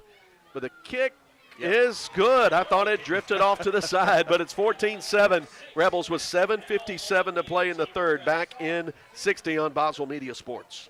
West Side Body Shop says, let's face it, stuff happens. And when it does, they can take care of damage as small as a chip in your windshield all the way up to full collision services. Insurance claims are always welcome too. Just be sure your first stop is West Side Body Shop in Philadelphia. They also specialize in truck accessories, including toolboxes, visors, Nerf bars, and winches. They make your ride look cool. West Side Body Shop, just off Beacon Street on Waterview Lane, right behind the Huddle House in Philadelphia. Moore's Pharmacy in Carthage, Sebastopol, and Walnut Grove appreciate you, their customers. We have a beautiful selection of gifts with free gift wrapping. We are one of the only pharmacies around to offer compounding and women's hormone replacement therapy. Moore's Pharmacy accepts all insurance, including Medicaid.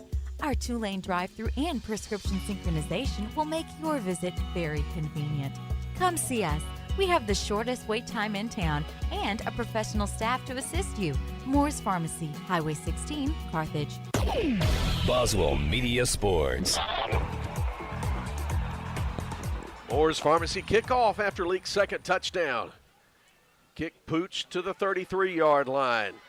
Coming to the middle of the field and getting positive yardage, Daniel Baugh. Flag comes in late as he's tackled along the 37-yard line. In fact, there are 2 flags, one about where the tackle was made and one back up at the 45. There could be 2. Either a hold or a face mask. I wondered if it was a face mask. A horse collar, the tackle. Ball walked up to the 42-yard line. Lamar will start there. It was a 73-yard drive. And what was special about it, Scott? Well, we had 75 total yards the first half. We equaled our yardage output in the first 4 minutes and 8 seconds. That's a performance therapy resets. 5 yards on the touchdown run. Movement. It's a movement along the line, illegal procedure, Raiders. All right, let's get to tonight's In Sports trivia. It's got different parts to it, but it's all one game. Tonight's trivia in 3rd quarter is a game I'm calling This Lamar. And I'm going to ask questions about famous Lamars. So you got to identify which Lamar I'm talking about. Well, I'll get you a first one after this play. 3 wide out split to the right. Pistol set, been a common formation tonight. Handoff, Wiggins met by McDonald in the backfield, and then bunch of Rebels join the party, and he's stopped for a loss. They give him forward progress to the 32, but that's still a huge loss. Wow. Mark it here. So now after the penalty, that's a loss of about 5 more, 2nd and 20. Yeah. All right, here's – oh, well, let's see. They're coming to the line already. No, they got plenty of time. But anyway, I'll wait till the next play. Unless they watch them start to go no huddle. Breakneck speed here. They'll move 3 wide outs to the left this time and 1 to the right. Play clock under 10 as Bond claps his hands. Go on a play fake. They set up the screen. It's off the hands of Wiggins and incomplete. Pass incomplete. All right, here's the first in the This Lamar quiz. This Lamar signed a 5-year contract worth $260 million, making him the highest paid player in the NFL at the time of the signing. It happened not long ago. Which Lamar is that? Think about it here. We'll let. Are you talking to me? Yeah, you're the only guy with a microphone. I'll say it again. Would the last name be Jackson? That's right. Lamar Okay. Jackson is There the you first go. Lamar. Okay. I was fixing to say, who from Lamar Academy? No, it's not from Lamar. It's somebody named Lamar. It I could got be you. first name or last name. You had me. 7:05 on the clock. 3rd down and plenty. Flag down. Running for his life. Over to the right is Bond, but still looking downfield. Now outside the numbers. Coming back to the left. Still trying to get somewhere. He's still running at the 20, the 25. Now he's past the line of scrimmage, and he gets roughed up out of bounds by Gage Bennett, Tyler Winstead, But there are threw him down. flags. Array. I think it's going to be against Lamar, and it's going to be declined if it is.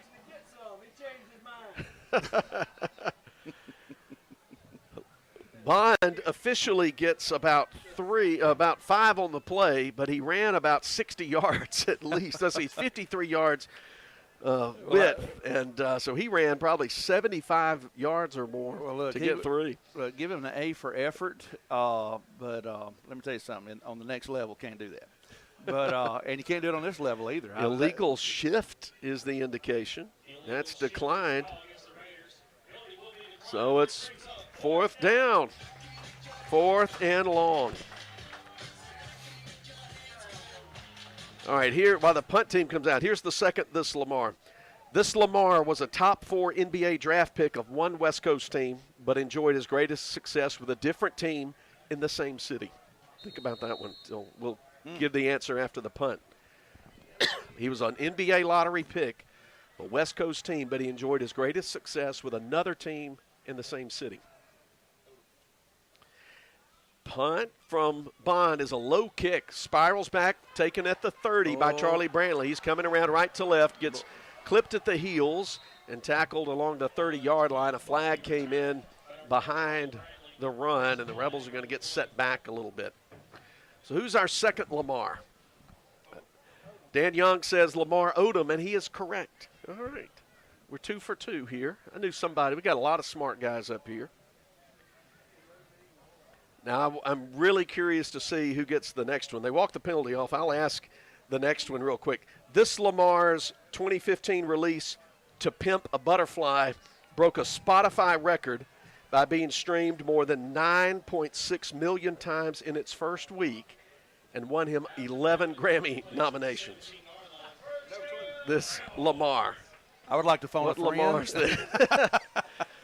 Coach Jason Morgan was pretty quick in getting Lamar Odom correct. I wonder if he can get that one. I'm going to defer to him. Yep, and Coach Morgan got it correct. He was drafted. Lamar Odom was drafted by the Clippers, had success with the Lakers as Charlie Brantley takes a sweep on first down, crosses the 20-yard line, gets a healthy gain of about 5, maybe 6.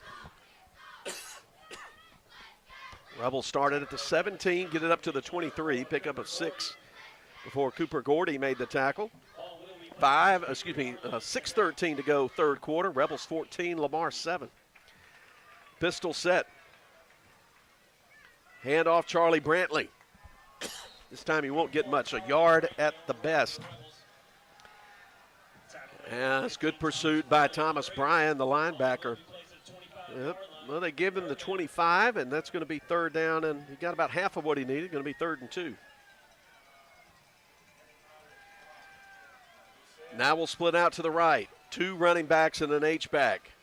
Keeper Wilcox, but he is met at the 25 and pushed back there. He's going to be stopped short of what he needs for the first down. There's a Rebel slow to get up offensive lineman. John Wyatt King is still on his backside, and he's in some pain. Time called in his behalf with 5:24 to play. So David Jones and the coaching staff are going to come out and look at King as Wilcox was stopped for no gain on 3rd and 2. We'll take a timeout as John Wyatt King is attended to with a score 14-7. Leake in front, 5:24 to go in the third. If spending days looking for top dollar for your timber has left you feeling like you're barking up the wrong tree, then I would listen closely. Welch Forest Products in Union does it better than anyone and with the least possible damage to your property. Whether it's management, forestry care, pine plantation, thinning, or site prep, the last number you'll dial is 601-774-8200. They buy land with or without timber too. Call Bo Welch now at Welch Forest Products today. 601-774-8200. He's headed to the end zone.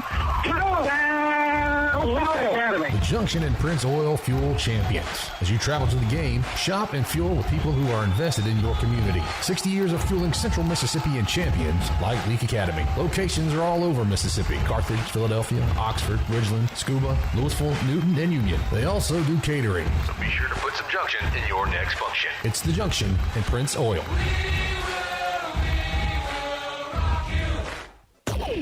Boswell Media Sports. Applause from both sets of bleachers as John Wyatt King is helped to his feet, and he's coming slowly to the near sideline with some assistance from trainer David Jones. 4th and 2, Seth Martin back to punt for L.A. 5:24 to go in the third quarter. Leake leads number 10 Lamar 14-7. So you can officially turn the upset alert alarm on, but there's a lot of football to play. And again, a little low snap, but clean kick and hit at midfield. Take a nice bounce for the Rebels toward the 40-yard line, and they'll down it there. 5:13 to play in the quarter. 14-7, Rebels lead. Coach Jason Morgan got the third which Lamar question correct. It was Kendrick Lamar who's released to Pimp a Butterflies, broke the Spotify record, getting streamed almost 10 million times in the first week. All right, here's the next one, number 4. This Lamar inherited an oil fortune and is considered the founder of the American Football League and owned the Kansas City Chiefs. We know that one, hearing that. I'm already hearing it from over to my left. The AFC Championship trophy is named after him. Dallas businessman. 1st and 10 from the 40. 41, we'll call it. Quick pass, slant, caught at the 45, and getting good yardage after contact is the slot receiver. That's Trip Morrow up to the 49-yard line for an 8-yard gain on first down for Lamar. Lamar Hunt is the correct answer on that. Which Lamar? Or this Lamar, I think is what I'm calling this Lamar. Well, you learn new things every week. Oh, we're not done. We've still got a couple more. We'll let the Lamar School Raiders run this 2nd down and 2 play from the 49. They'll put receivers tight to the formation to the right, receiver to the left. Toss ahead to Trip Lamar, and he trips forward across the 50-yard line, close to the first down, but short. It'll be 3rd and 1. All right, here's the next one. This Lamar graduated from Vanderbilt, but served as president of the University of Tennessee, as governor, in a cabinet post, and then had an 18-year stint in the United States Senate. This Lamar. And I sat across the aisle from him at the SEC Championship game in 1998, but that doesn't help anybody. I met him. It's 3rd and 1.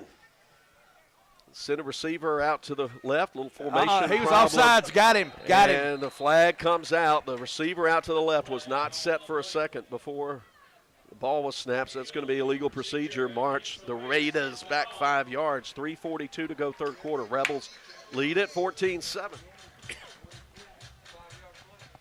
You know, I look at myself as a thespian, and you know a little bit of everything, but you got me on these Lamar. Okay. I'm at a loss, brother. 3rd and 6. Lamar he's been a university president in Tennessee, served in the U.S. Senate, was a cabinet secretary. 3rd and 6, 2-by-2 receivers for the Raiders, moving left to right. Rebels showing some pressure. They'll rush 3, drop back, throw is deep. Morrow's open, but it's beyond his reach to the 15-yard line. Deep ball incomplete, brings up 4th down for the Raiders. It's not Lamar Blunt. No, it's Lamar Alexander. Oh, okay. And again, Coach Morgan just came in under the gun just as I was saying the answer. He texted it in. I was going to try to Google him, but my phone does not have Google capability tonight. Lamar Alexander. Here's Bonds, punt. Gets it nicely turned over at the 25. Oh. It hits a Lamar player at the 25 down at the 21. The Rebels take over right around the 20-yard line with 3 minutes, 11 seconds to go in the third, leading 14-7. Okay, now here's one. This Lamar is a star of a major European pro basketball league after a stellar career at Mississippi State, and he's in the Bulldogs' top 10 in career assists, steals, and three-pointers made. Which Lamar is that? Yeah. Gaden Bell can't get that one right. I bet Jason Morgan will get that Lamar right. From the pistol set, handoff to Weaver, and he gets ahead to the 25-yard line, which is where they move the line of scrimmage up correctly, I might add, just short of the 25. So he picks up about half a yard on the play.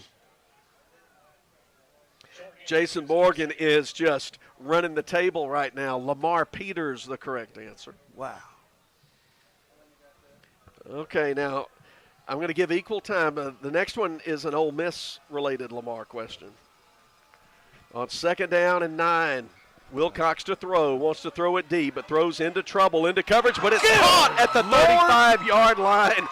Going out of bounds, Matthew Nowell. You want to talk about dropping a ball in a bucket? That's what QB1 did right there to Matthew Nowell at the 35-yard line for a gain of, 40 on the play. Gain of 40. Central Mississippi Animal Clinic first down at the 35. Over 2 defenders and right into the breadbasket of Nowell. That was a pass. I was shaking my head no. Don't throw into double coverage. Do not do this. Excellent pass. He shook his head. I saw it. That was the no. Yes. I'll tell you. Wow. All right. There's something in the air tonight here at Leake Academy, buddy. 2:29 to go. 1st and 10 Rebels. Look at Weaver this. takes the handoff left There you side. go. Wall of blockers in front of him, and he gets tripped up shy of the 30-yard line. Nelson and Gordy got in behind him and tripped him up. And Weaver will come out. Brantley back in the game. Pickup of 4 on the play. 2nd and 6 from the Lamar 31. Rebels up 7 points. Looking for more. 2 H-backs in the formation. Again, the handoff. Brantley, he gets to the corner. 25, has the first down and dives forward around the 20-yard line, maybe the 19. Looks like he's going to be set, marked just inside the 20. That's a Central Mississippi Animal Clinic first down. Rebels are just a step beyond the 20. We'll call that David Barham Insurance Red Zone. 1st and 10 for L.A.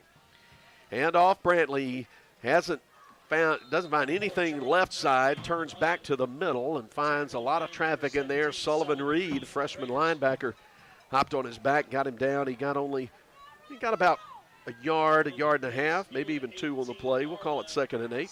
Yeah, John Wyatt King's back in the game, nursing that tackle, but I tell you what, he's persevering. Pistol set. Rebels keep it on the ground again. Struggling forward as Brantley gets only a yard or so on that play. Brian got him. Excuse me, that was Wilson Collins, not Brian, on the tackle. Minute 10 to play in the third, clock running. Rebels trying to go up 2 scores in the final moments of the third quarter. 1 minute to play as Wilcox gets a shotgun snap, looks to pass, throw, and it's knocked down, but incomplete. Sean Ozane got the pass intended for Nowell along the 5-yard line and batted it away with his right hand. 4th down and 7. What? Be a 34-yard field What are the goal, Rebels going to do here? Approximately. They're going to run the clock now. They've got 20 on the play clock.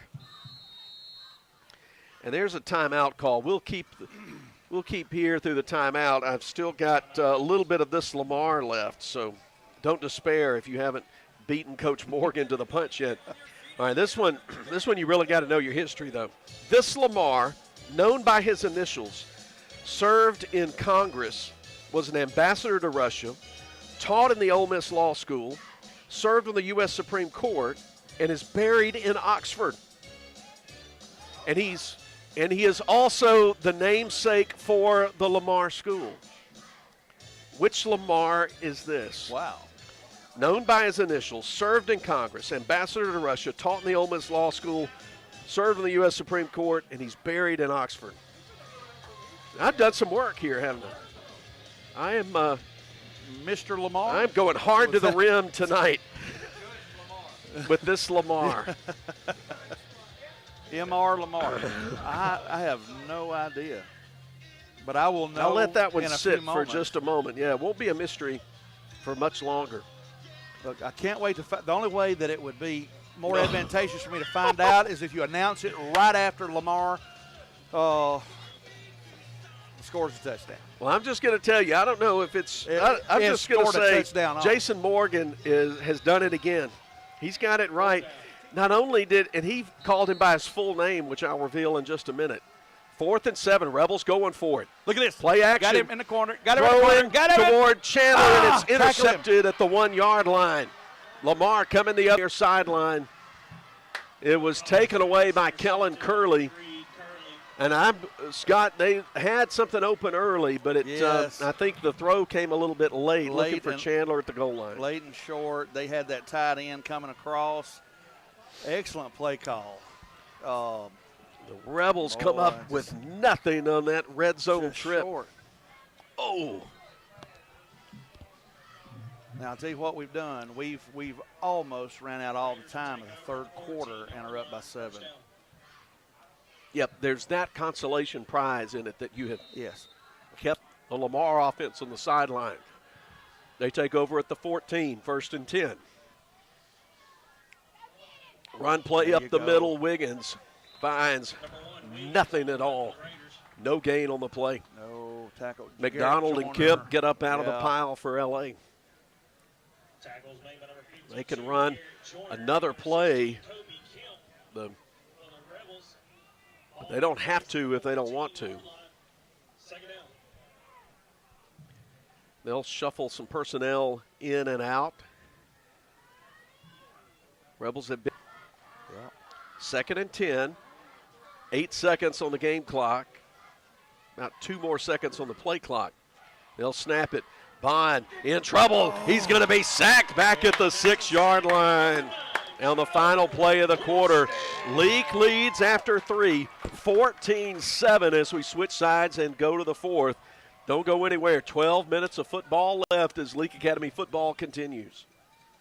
If spending days looking for top dollar for your timber has left you feeling like you're barking up the wrong tree, then I would listen closely. Welch Forest Products in Union does it better than anyone and with the least possible damage to your property. Whether it's management, forestry care, pine plantation, thinning, or site prep, the last number you'll dial is 601-774-8200. They buy land with or without timber too. Call Bo Welch now at Welch Forest Products today. 601-774-8200. He's headed to the end zone. Touchdown, Leake Academy. The Junction and Prince Oil Fuel Champions. As you travel to the game, shop and fuel with people who are invested in your community. 60 years of fueling Central Mississippi and champions like Leake Academy. Locations are all over Mississippi. Carthage, Philadelphia, Oxford, Ridgeland, Scuba, Louisville, Newton, and Union. They also do catering. So be sure to put some Junction in your next function. It's the Junction and Prince Oil.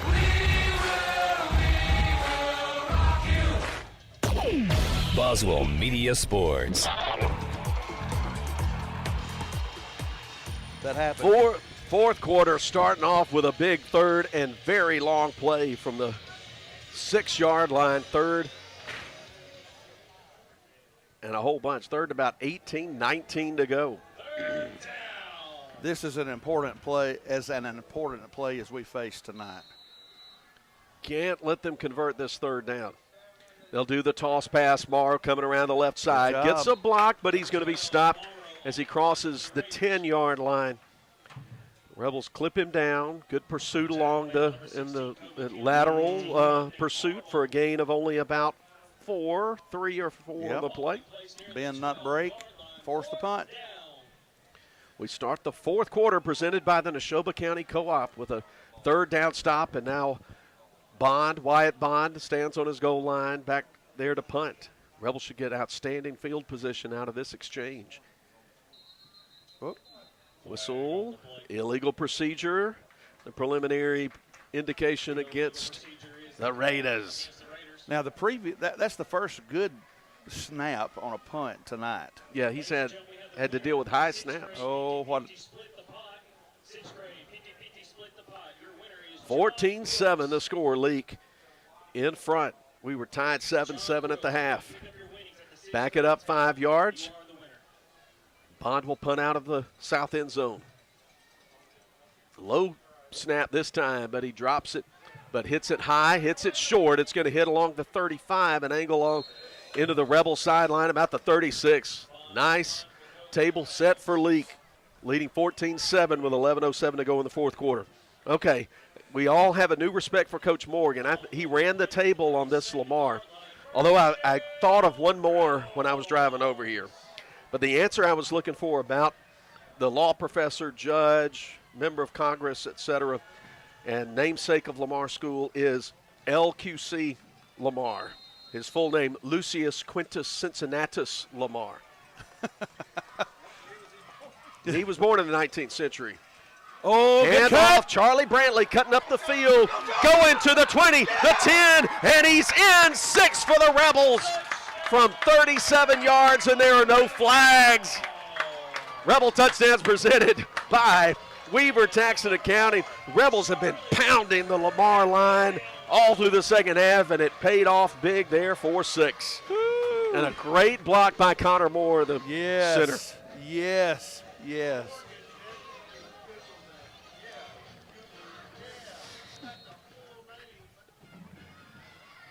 Here's the extra point. Jackson snap. Martin hold. Now will kick is good. We got a 21-7 ball game with 10:58 to go in the fourth, and we'll bring you back after the 60-second break. What is the value of an independent insurance agent? We don't work for any one insurance company. Instead, we work for our clients. We sell insurance from multiple companies, and that means at South Group Cox Agency, you always have an expert on your side who can find you the best policy and rates for you and your family. Now is the time to come by and let us at South Group Cox give you a free quote. Open Monday through Friday, 8 a.m. to 5 p.m. South Group Cox Agency, 207 West Main Street in Carthage. It was my turn. I oversaw the ordering of our family reunion custom t-shirts. I had no idea what I wanted, but the girls at In Sports were so helpful. They showed me several ideas and colors that made my decision much easier, and the prices were very reasonable. Thank you to In Sports for filling my order quickly. You'll always be my go-to for personalized t-shirts. Check out their Facebook page to see more cool things they personalize. In Sports, Beacon Street, Philadelphia. Boswell Media Sports. 10:58 to go. Moore's Pharmacy kickoff to the Leake touchdown. Here's Nowell pooching it, taking it to 37. And it's Ba coming up to the 45 and the 50, getting great field position for Lamar. Donovan making the tackle on the right at the midfield stripe, left side. 21-7 Rebels in front early fourth quarter. One play, 37-yard drive. Brantley up the left seam. Broke a couple of tackles along the way, and now will hit the extra point after the touchdown. Philip, here's performance therapy reset. Now you go. Here's the stat of the night. We have scored 14 points since you started all this Lamar stuff. There we go. Right now I'm coming up with just one more, and out of my brain, not on the paper. All right, here we go. Toss pass, coming around the right side. Morrow. Rebels pursue it well, and he's going to go down. Loss of 2 on the play. And credit Jack Harkins coming up as the safety to take him off his stride and slow him down, and the Rebels finished him off back at the 48, 2nd and 12. I mentioned this last week. Their pursuit angles are very accurate. If you're right on him, you're pursuing him, but these angles these guys are taking are not allowing that deep play. Raiders moving right to left. Down 14 points to the Rebels. Bond to pass on 2nd and long. Throw to Harrington, complete at the 45, but he's hit right away by Camden Marble and Kobe Kemp. Driven down, give him a spot ahead to the 43, which is pretty generous, and it'll be 3rd and 3. Our onside wide receiver was a yard past the front of the ball. Our line judge was on the wrong. He was on the wrong side. I saw that. Yes. He's on the right one now. 3rd and 3. I don't know if that contributed to the play Lamar or not. seeking to get the ball to the 40 for a first down. 4 wideouts, 3 left, 1 right. Bond looks left, now throws right. Little Houston screen set up. First down earned, and more. 30. Spinning with it is Ozane to the 27. The Rebels finally get him down after a big gain on 3rd and short, and will move the chains. 9:25 to play. Ball at the 27-yard line in Rebel territory. Ozane come up hobbling on the sidelines. Yes, he's getting looked at on the far side now. 2 receivers to each side. Wiggins, the running back. Fake to Wiggins. Bond looking left to throw, still looking. Rebel pursuit coming his way. Now he runs to the right side, looking downfield. Fires it, and it's incomplete inside the 5-yard line. Joshua Gray and Matthew Nowell were back there covering Harrington, and that was a risky pass. Was a risky, yeah, double coverage, did well. Threw it on a line, but it just, there was no opening. I thought Bond would throw it away, and then I was surprised when I saw him zip one toward the pylon. Of course, he's not scared to run left, right. Yeah, he's got some Archie Manning in him. Got a little bit, and is very good at it. 2nd and 10 for Lamar. Trips to the left, single receiver right. Rebels will rush 4, throw out of the reach of Harrington, a little bit behind him, right at the sticks. Incomplete, 3rd and 10, 8:56 on the 4th quarter clock. Yeah. 4th quarter presented by the Neshoba County Co-op. And tonight's broadcast powered by Central Electric Power Association. 3rd and 10, the Rebel defense trying to power up here. You know, they ran that play in the first quarter that time and route and did it to perfection. That time a little bit wide. Upset alert here in Madden. Big play for the Rebel defense, 3rd and 10. Bond sets his feet. Here comes pressure. Kemp chasing him. Steps up, throws toward the end zone. It's going to be too deep for Harrington to get. It's going to be out of the back of the end zone, incomplete, 4th and 10. The Rebels had Matthew Nowell covering Harrington. Pressure on the quarterback was given by number 16. You know, these last 2 or 3 balls have been just off target. It's because of pursuit from the defensive line. He is not able to just sit back in that pocket and pick and choose. They're going for it. 4th and 10 from the 27. You know, you've got just 8+ minutes to go and you're down 21-7. It's what you got to do. You know, there's not been as significant a play as this.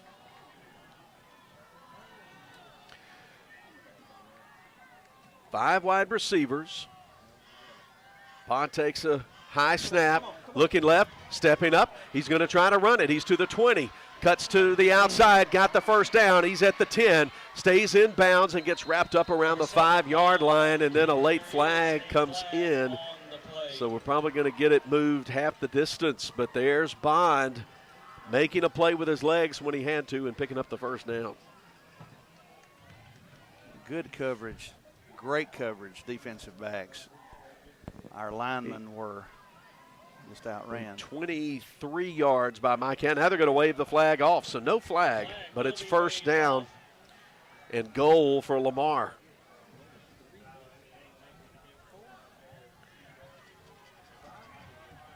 You know, every stop takes off 25 seconds, so. Stick put down at the 5, first and goal. 2 wide receivers left. Then they get some big guys on the right. They'll run the Little toss pass turning up right side of the field. Getting down to the 2 is Morrow before Winstead trips him up. 2nd and goal. Ball moved to the 2. Lamar moving with a little bit more speed relative to the play clock here. Pistol set. Wiggins the running back. Wiggins will get the carry. He barrels up the middle, and he's across the goal line. Lamar touchdown with 7:54 to play. The plot thickens as Wiggins goes in from the 2.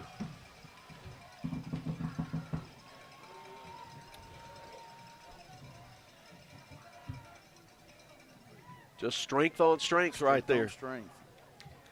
You know, the key when we get the ball back is going to be just first down after first down, run the clock.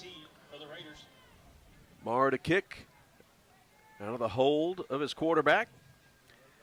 And that one is good. 7:54 to go. Rebels 21, Lamar 14. Back in 60 seconds. What is the value of an independent insurance agent? We don't work for any one insurance company. Instead, we work for our clients. We sell insurance from multiple companies, and that means at South, you always have an expert on your side who can find you the best policy and rates for you and your family. Now is the time to come by and let us at South Group Cox give you a free quote. Open Monday through Friday, 8 a.m. to 5 p.m. South Group Cox Agency, 207 West Main Street in Carthage. It was my turn. I oversaw the ordering of our family reunion custom t-shirts. I had no idea what I wanted, but the girls at In Sports were so helpful. They showed me several ideas and colors that made my decision much easier, and the prices were very reasonable. Thank you to In Sports for filling my order quickly. You'll always be my go-to for personalized t-shirts. Check out their Facebook page to see more cool things they personalize. In Sports, Beacon Street, Philadelphia. Boswell Media Sports. Morrow squibs it up to the 35-yard line. Picked up by Grayson McDonald. He's up to the 35, and then he gets hit and turned backwards. Stopped along the 35-yard line. Leake takes over there, but it was a good kickoff return that set Lamar up with good field position at the 50, and they converted a 4th and 10 on a scramble for 22 yards by their quarterback, Wyatt Bond, and then 2 plays later, Wiggins scored straight up the gut. It was 21-14 with 7:47 to play. That's a performance therapy reset. Rebels at the 35, 1st and 10. Weaver handoff, left side, gets hit behind the line of scrimmage, push sideways, will get a yard or 2, but Sean Ozane, got him at the 32, 2nd and 8. Run that clock. Run clock run. 7:23 and the clock ticks. Rebels are going to squeeze every second they can, I would think, here. But you can't get too conservative out of your game here. Yep. Back to the pistol set. Again, up the middle, breaking to the right, but only getting back to the line of scrimmage is Weaver. The Lamar fans on the far side start making some noise. They're trying to cheer their defense on as we go under 7 minutes to play. It's 21-14.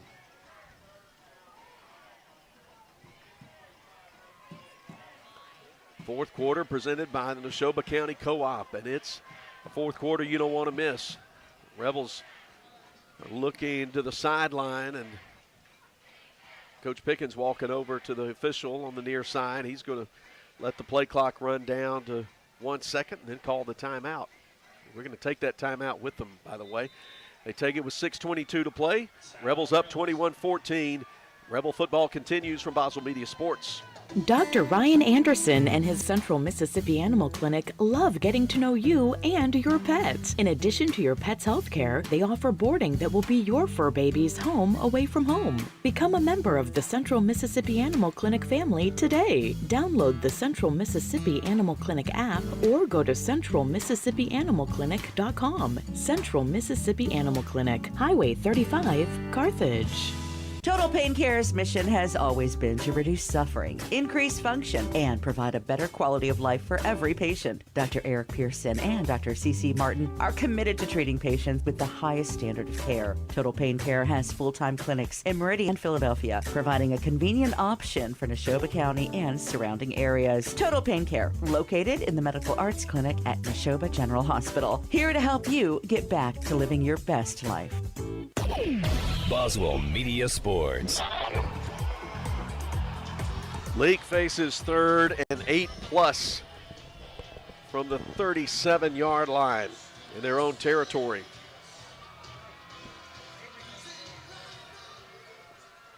Wide receiver to each side. Ben Jackson, the tight end, on the right along with Major Chandler. Keeper for Wilcox. He's to the 40. He's got the first down as he's tripped up at the 45. He lunges forward and moved those chains. Central Mississippi Animal Clinic 1st and 10 to the 48. That was a play. 11 yards on the carry from QB1. And the drive continues and the clock will continue to run. Well, let me tell you. What a big play. Yes, yes. Leake trying to brand new set of downs. Keep moving it down the field. 1st and 10 from their own 48. Weaver takes the handoff up the middle, breaks one tackle, dragging a defender across the 45. He'll get 8, maybe 9 on 1st down. Determined running from Weaver. He gets 9. Good spot just past the 44-yard line in Lamar territory. Look, a couple more 1st downs, buddy.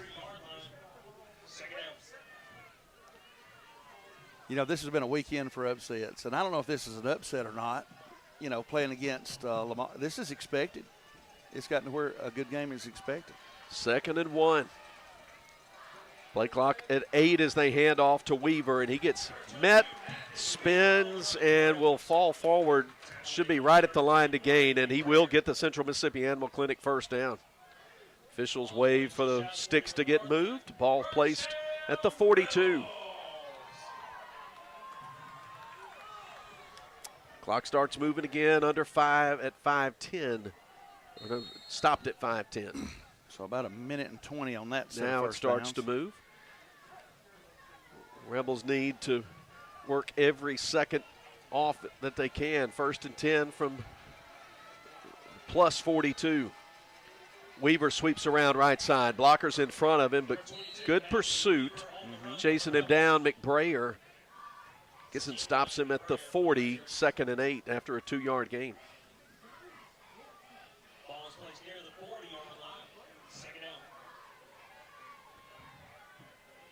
Jack Harkins checks into the game. He and Nowell will be split out to the left. But this is about blocking, running right now. That's been the name of the game in the second half. Yep. Rebels have not put it in the air much. Keeper for Wilcox. He's got the first down as he's hit from each side on the hip, but goes down at the 29, picks up 11, and another Central Mississippi Animal Clinic 1st down for LA. You know, that's just a replay of the last time they were up against 3rd down and turned it over. That's another minute every set of 1st downs. Clock winding down, 4:04 and ticking. And then the Neshoba County Co-op 4th quarter. Rebels should snap it with about 3:45 if they make maximum use of the play clock. Under 3:50 now as they hand it off. Working his way, zigzagging forward for a short gain is Weaver into the interior of the line. Gets about 2. Goes down to the 27. 2nd and 8 for Leake.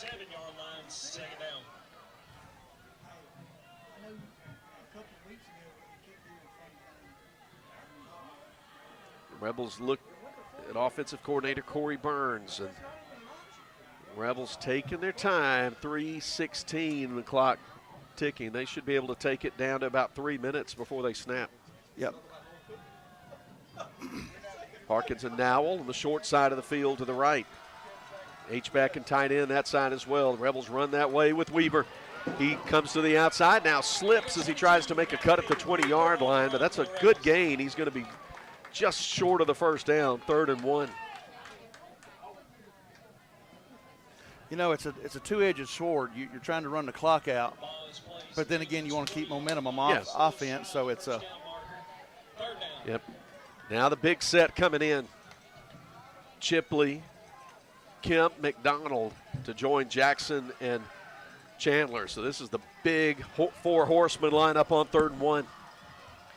Keeper Wilcox has the first down, and he lunges ahead, going over defenders to the 16, maybe the 15-yard line. A Central Mississippi Animal Clinic first down. The Rebels are just draining the clock. 2:22. The clock stops as the chains are moved. Ball set at the 21. Now they've got 3 timeouts. They're fixing to. Excuse me, the 15. I'm looking at the wrong line. Yeah, Lamar's got 3 timeouts, so there's no doubt they'll start using them here. So now's when you start using every second on that play clock. 1st and 10 from the 15. They're in the David Barham Insurance red zone with 2 minutes to play. Again, that big set. Keeper, the quarterback, power play left side, just following the blockers down inside the 10. Down to the 8, a pickup of 7 plus on first down, and now Leake calls timeout? Or Lamar? They motioned that it was Leake's timeout. It's Lamar.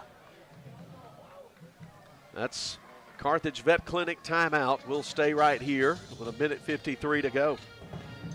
Rebels lead 21-14 and trying to work the clock down. They started this drive at their own 35 and have picked up first downs along the way. How much? Yeah. 6:20? Let's see. They took over 47. 7. So we've used 5 of those minutes on this drive. Almost 6 minutes so far. 4 first downs, 5? Yeah, 4 or 5. Wow. And, you know, the last few weeks we've relied on Wilcox's arm, and he's done pretty good passes, but his leadership on 3rd down and just head down, muscle up, get that first down has been tremendous here in the second half especially. With 1:53 to go.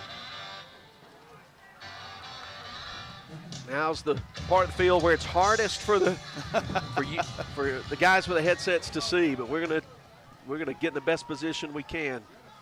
2nd and about 3. Again with that power set. Wilcox going to keep it. Follow the blockers. Push. Stacked up around the 6 and stop there. Timeout by Lamar with 1:47 to play.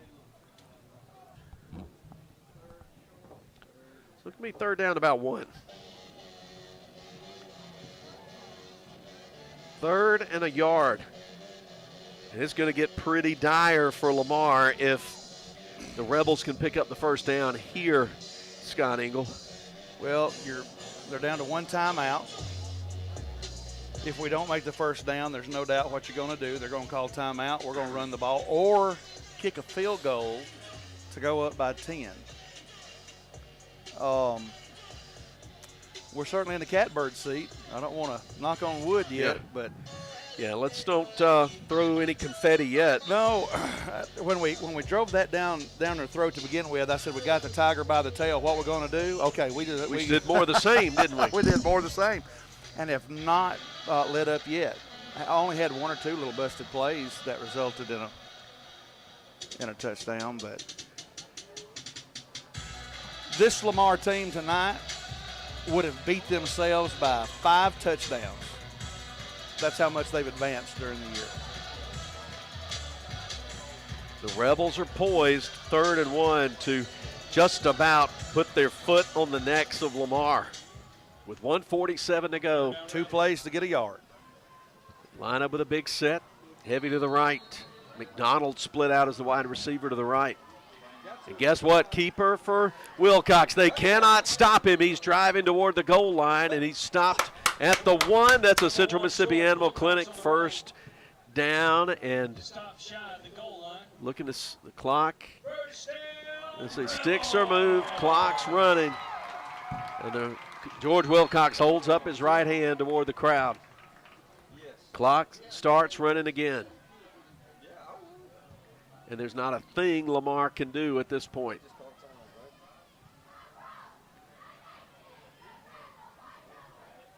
Coaches on the field are all together in a quartet. Now the team heads to the line of scrimmage with 8 on the play clock. When's the last time you told your team, hey, don't score a touchdown? Yeah, that's right. You're first and goal inside the 1. Timeout for Leake, and we'll take it with them with 1:13 to play. Leake in control, up by 7. You can't get much for $5 these days, unless you go to Wendy's for a $5 Biggie Bag. Get your choice of double stack, junior bacon cheeseburger, or crispy chicken sandwich, plus 4-piece nugs, junior fry, and a small soft drink, all for just $5.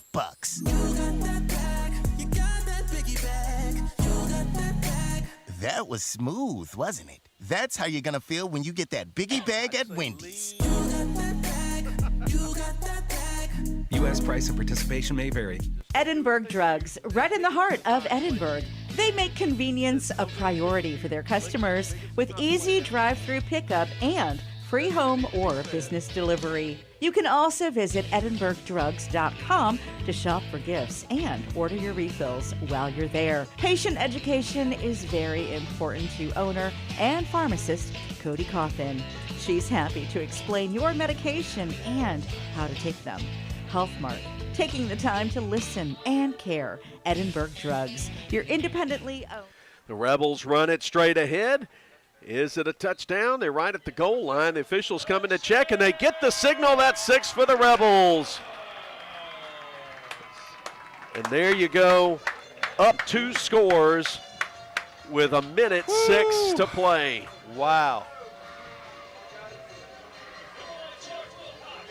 And how fitting is it that George Wilcox gets the final 2 yards?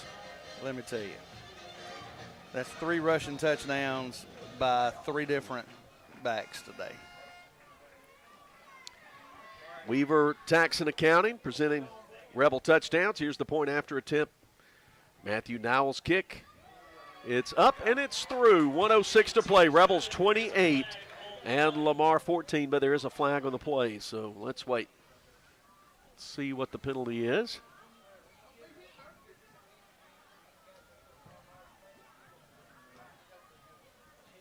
Here's the pick. It's running into the kicker. Should be assessed on the kickoff, so the extra point's good. Leake 28, Lamar 14. 1:06 to go. And it's going to take something close to a miracle now for Lamar. The Rebels have got to just play smart for another 66 seconds. Yes. Stay with us, fans. When we get to 0 on the clock, we'll get to the Woodstock Furniture postgame. Hopefully Coach Brian Pickins will be up here to talk to us. A season that has had 2 chapters to it. Yes. And we like chapter 2 better than chapter 1. Chapter 2 is something else. Yeah, they assessed a penalty on the kickoff. Just a little bit of dancing going on the sidelines down at the end. To a little left. grin. They're not totally. They're just a little grin. Just a little bit. Some hips shaking a little bit. I don't blame them. I would too. They're not too confident, but they've got every right to be congratulated and celebrate as they are a minute and change away from a huge win. Yes. Biggest win of the season. Here's Nowell with the Moore's Pharmacy kickoff. He kicks it deep. Taken by Ozane at the 15. Right hash, surrounded by blue jerseys, and spun down at the 31. Minute and 1 second. Now there's a flag. It's going to be a lady. That's usually not good news. Or a hold. So late, that flag. You usually think it's a dead ball. Yeah. Personal foul against the Rebels. So unnecessary. So that readjusted the kickoff penalty. Personal foul against the Ball walked up to the 47-yard line, so you can't give anything away. You've got exactly 1 minute to play. Rebels got 2 deep safeties. Back drop about 4 or 5 back deep. Oh. Bond chase from the pocket, right side, will throw it away into the sidelines, over the fence, into the woods. Incomplete, 2nd and 10 as Bobo was coming with pressure. That was Kemp and Bobo pressuring him. Yes, yeah. 7 seconds off the clock. And 2nd down. 53 seconds to go. This is the final regular season home game here at Thaggard Field, senior night. Boy, their seniors have played a game of their lives. 4 down linemen. The Rebels will rush 4. They have protect. Hold Bond. on. Now he runs There we out to the go. left side, and it. he tosses it complete tomorrow with the 40, and he's going to dance out of bounds on the near side, but there was a hold back at the 40, so bring that game back. I thought it was a hold. You thought it was a hold. The men to our left thought it was a hold, and thank goodness they thought it was a hold. If you're watching on the Edinburgh Drugs video stream, you thought it was a hold. It was blatantly a hold. If you were watching, if you were here, you saw a hold. You know, and the concept of engagement with offensive and defensive linemen is different than it was 20 years ago. That was a hold. Yeah. Okay. The officials put the ball at the 37. 42 seconds remain. These 42 seconds can't go by fast enough. Leake leads 28-14 on the verge of really turning things upside down in District 2. Snap is back. Look right, throw to the left, screen set up, blocking the back. Morrow on the reception, gets to the original line of scrimmage to the 48, and the officials missed a blatant block in the back at the 35. But the clock continues to move, 24 seconds ticking. They get quickly to the line, 3rd down and 9 from the 48. Bond looking left to throw. Now he's pocket breaks down. He gets out to the right, escapes, throws off the hands of his receiver at the 40-yard line, Jonathan Hart. First pass of the game was off the hands of Hart and out of bounds just like that. And that took a chunk of time off the Only clock. 10 seconds left. That took a lot of time. Yes, it did. I got to tell you, these Rebel D linemen are gassed. Hagan Bobo was giving it all he's got, but he was just didn't have much left in the tank. much left. Well, he needs to finish on fumes. One more play here could end it. 4th and 9. 10 seconds to go. Bond to throw. Pressure coming. Pass incomplete at the 40-yard line, and it will turn over on downs to L.A., and all they've got to do is down it one time with 5 seconds to go. Well. Okay, put out the fire and put the dogs in the wagon. Rebels are about to get their 4th win in 5 tries and take down a ranked MAIS opponent. Wow. Coach Brian Pickens clapping and slapping his players on the back. This is a huge win. Look, I almost saw him grin. Almost. That is one intense gentleman. Leake takes over at the Lamar 49. Only thing left to do is snap it out of the victory formation. Visitors have a timeout, but there's no use in calling it. No.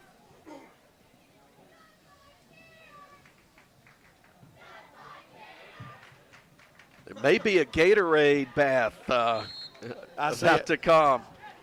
Nick is now the Rebels down it. No, they dumped it on Coach Ray, I think. They got him.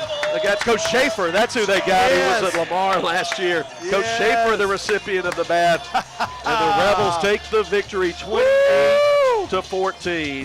Boy, it feels good for those. And we don't even have nearly as much invested as those young men do out there. Let me tell so you. How do you think they feel? Oh, man. And it's like you're climbing Everest. You know, when you get to level 1, you can celebrate level 2. And you leave that base camp, and now one more step in the regular season.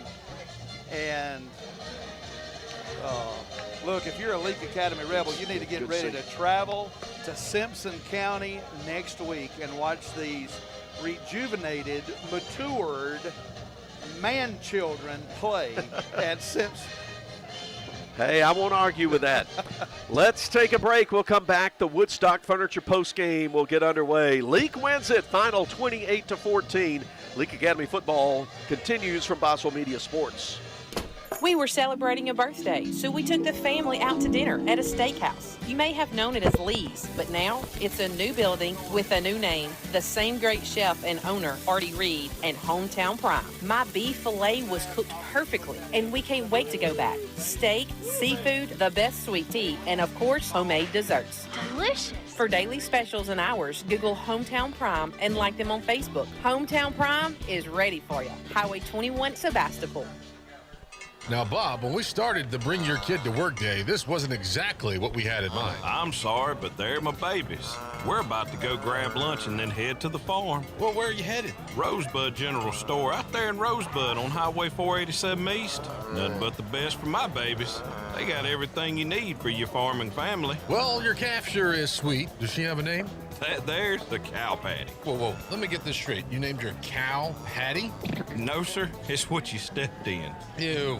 Rosebud General Store, Highway 487 East.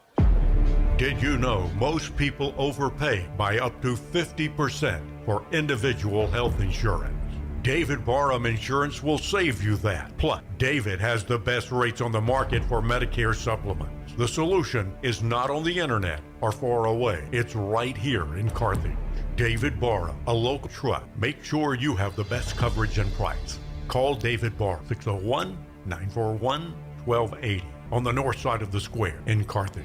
When dealing with something as complex as taxes and payroll can be, you can turn to Weaver Tax and Accounting to make things easier. Their professional staff works diligently to make sure your business and personal returns are complete and finished in a timely manner. Weaver Tax and Accounting will also execute your bookkeeping and payroll, bringing you the best in tax services since 1979. Weaver Tax and Accounting, 20 South Street, Sebastopol, and 109 Chadwick Avenue in Walnut Grove.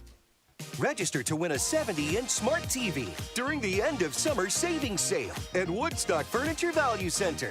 Bedrooms plus free mattress $7.98. Living rooms just $6.98. Dining sets only $3.98. And queen mattresses $1.99. Kings $2.99. Plus, it's all backed by our low price and same-day delivery guarantee with no credit needed and no money down. Only at Woodstock Furniture Value Center in Meridian, Philadelphia, and WoodstockValueCenter.com. Boswell Media Sports. Celebration going on at Thaggard Field. The football team, cheerleaders, student body gathered around in a circle, and they are rocking it right now at the 50-yard line, celebrating this 28-14 victory over number 10 Lamar. To vault the Rebels to 4-5 on the season and 2-1 in MAIS District 2 of 5A. It puts the Rebels in the district title hunt with a game next week at Simpson. This thing's been turned upside down and inside out by the Rebels, who scored in the second quarter, tied this game 7-7, and then the Rebels came out and just got tough, put some nasty ball right at Lamar, and that turned out to be the secret to their success tonight. Scott Engel says his score sheet tells the story of the game. I'll let him describe it to you. If you could see the picture I'm looking at, it would be like comparing a dime to a $100 bill. We ran the ball 10 times, 23 yards in the first half. Threw the ball 6 times, 6 of 10, 1 interception for 40. On the first drive, we equaled our yardage output, and we just kept on. We ran the ball. We were 1 of 2 for 40 yards on that perfect pass in the second half, so 40 yards passing. We ran the ball 35 times, 194 yards just in the second half. We almost 8-fold increase in the running game. And anytime you're running the ball, you are just taking seconds and seconds and seconds off the clock. We made Lamar change the way they approach their offense that we talked about before. And let me tell you, things like that is a change that happened in the second half that made a total difference in the game. And if you think about it, when all things are equal, that pick six for a touchdown was paramount. Man, what a half. What a half indeed. Coach Brian Pickins is coming up the steps. He's going to join us and talk about this Rebel victory 28-14 in the Woodstock Furniture post game. So we'll talk about some of those stats with Coach Pickins in just a moment. We're going to put the static graphic up. Rebels win at 28-14 over number 10, Lamar. We welcome in head coach Brian Pickins. Well, Coach, we had a 7-7 game at halftime, as you know, and the only score we had at that point was a defensive score.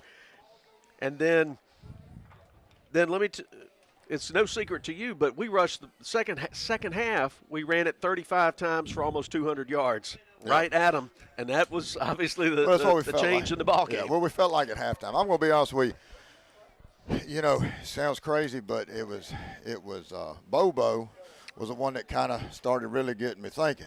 You know, we came into the game, we felt like they were big. We felt like that. You know, they had held their own against the JAs, Kapais, all those.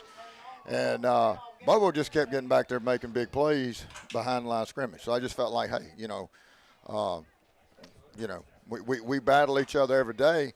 And I said, guys, we can run at this group. They were dropping about 8 in the cover. So I said, we can run at this group. And so there's the first half, started kind of believing it. And then we went to halftime, showed them what we're looking at, and just came. You had asked me something about football, and I said, you got to be physical. That's what it's all about, being physical. And we was able to get in there and get physical. Yeah, we're talking Sean McDill, Tanner Wadsworth, Connor Moore, John White King, Hayden Jenkins. Just John White, heck, he kind of got something banged up, but 10th grader, and he just said, no, I want to stay in this thing. So we kept him in there, That's right, and also got to give that H-back Major Chandler and Ben Jackson some affection too. That was something we had looked at. We feel like we got a pretty deadly personnel out there on the field when Ben's in there. Major can make some big catches for us, and so we just felt like, heck, let's just bring Ben down. We put some bigger bodies in there, and there in the second half, it was something we'd worked on in practice. Did not run the first half, and we got in that 2 wingback set and were able to have success there especially on that big run. I think was that Weaver, Charlie, one of them broke loose for the big run down that sideline over there. Yep, 37 yards, early fourth quarter. Yeah, that was a really interesting point. These couple little shifts in the ball game. We certainly got a big momentum lift middle of the second quarter with Matthew Nowell's 55-yard interception return. And he hit an overdrive turbo gear that we hadn't gotten to see a lot. Now scored enough on catching. I guess he wanted him a defensive touchdown. That's right. But then kick it into overdrive. But we come out, take the opening kickoff in the third quarter to start the second half, and then just went to work. Got that one big pass play where Wilcox dropped it in a bucket to Nowell. Yeah, well, I'm going to tell you something. And then ran it. You talking about Nowell. There in the first half, he had 2 huge catches. One of them we had a penalty on, but that's what I said at halftime. I said, he's got to do their part. I said, because I'm telling you right now, when we need a big play, 6 is going to be sitting over there waiting on us. That's what I said in halftime, and then sure enough, he has that huge. He had I know he had the one big catch. He might have had 2 in the second half there, but does a great job for us. And if people looked at a distance at this Leake team over the last 4 weeks and thought, well, these guys are a finesse team throwing the ball around. Number one, George Wilcox will put the lie to that because he made some tough runs tonight, didn't he? Now. He's a big old boy. That's what we said. When you get 225 plus coming at you with some momentum, it's not as easy as you think to bring him down. And I know he's certainly a very happy young man, and deservedly so, because he played with a lot of grit and toughness. Well, something we stress in practice is toughness. And I want to say something about our defense. Our defense really stepped up tonight. This was a huge game for them. The interception for a touchdown was huge for them. And then, they had some big stops. How you doing, Dan? I give Dan a shout-out. Anyway, we've talked, and this group has gotten better every day, and that's what I told them in the huddle. I said, look, when we were sitting at 0-4, and I know you've heard it, probably sick of hearing it, Philip, but when it was 0-4, this group, they were practicing like a 4-0 team, and they've come to work every week. And sometimes as a coach that's done it so many years, you were almost shocked they were coming to work with such a good attitude. And then the Heritage game, it was went down to the wire, and I knew that when we were at that point, I knew our first win was going to be very, very difficult on us, and it was, but they fought through it, they got it, and then from there, we played up there in Greenwood, and then we played over at East Rankin, and our passing game had gotten better and better, and tonight, it just kind of shows what that work ethic will do when you can get behind that big line and start running, and to me. I can't do two things at once. All these folks walking by. It's that's all right. We're saying some goodbyes to the Lamar crew as they're when leaving. We do this, it's just me and you, so it's easier. I sound right. more fluent. But says when you say like 58 times, but no. But it goes back to this group getting better, and I'll be honest with you, we needed this game. We needed a game like this for our future. Not only this year, but next year, we needed a game where you just have to line up and say, okay, we're going to run this football, because now I believe it's going to open up so much more for us. Because that's, like I said, when we got out here, we felt like they're going to take our passing game away, but we felt there's some things we could do. Well, they do a good job with what they do in their secondary. They're very creative back there. And they gave us some fits early in the game. Had a couple interceptions there early. And what I was proud of, George never got rattled. Our group never got rattled. We kept going to battle.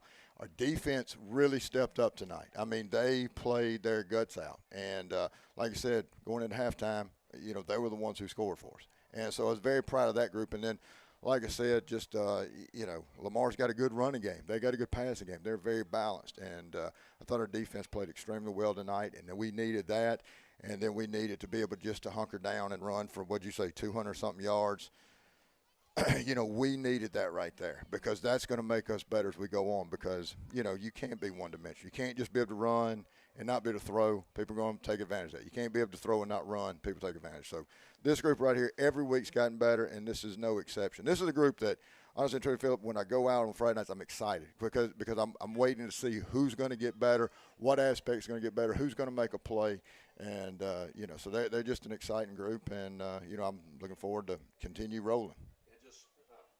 Just one more group I'll highlight before we let you go. But as you said, the defensive effort was great, and I really loved the endurance and grit of the defensive line tonight. Yes. Playing a man down, Owen Hitt not available, and Garrett Joyner being thrust into there and playing a whole lot of snaps, and that group pressured their quarterback Bond consistently through the night, and made life tough for the interior run game of Lamar. It did.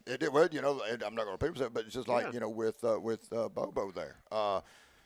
I keep wanting to call him Ethan. I coached Ethan I think 20 years ago, his brother. But anyway, I remember when he was a little Bobo, he was out there running around with diapers on when I coached his brother. But anyway, kind of said, I looked at it, I was like, hey, we've got to run, and we've just got to mount up behind this line because of what he's doing to on the other side of the ball, and Joyner stepped up and did a good job. John Donovan has done an extremely good job for us at defensive end, and like I said, those guys, I thought Kobe Kemp, really stepped it up. I saw it in practice this week.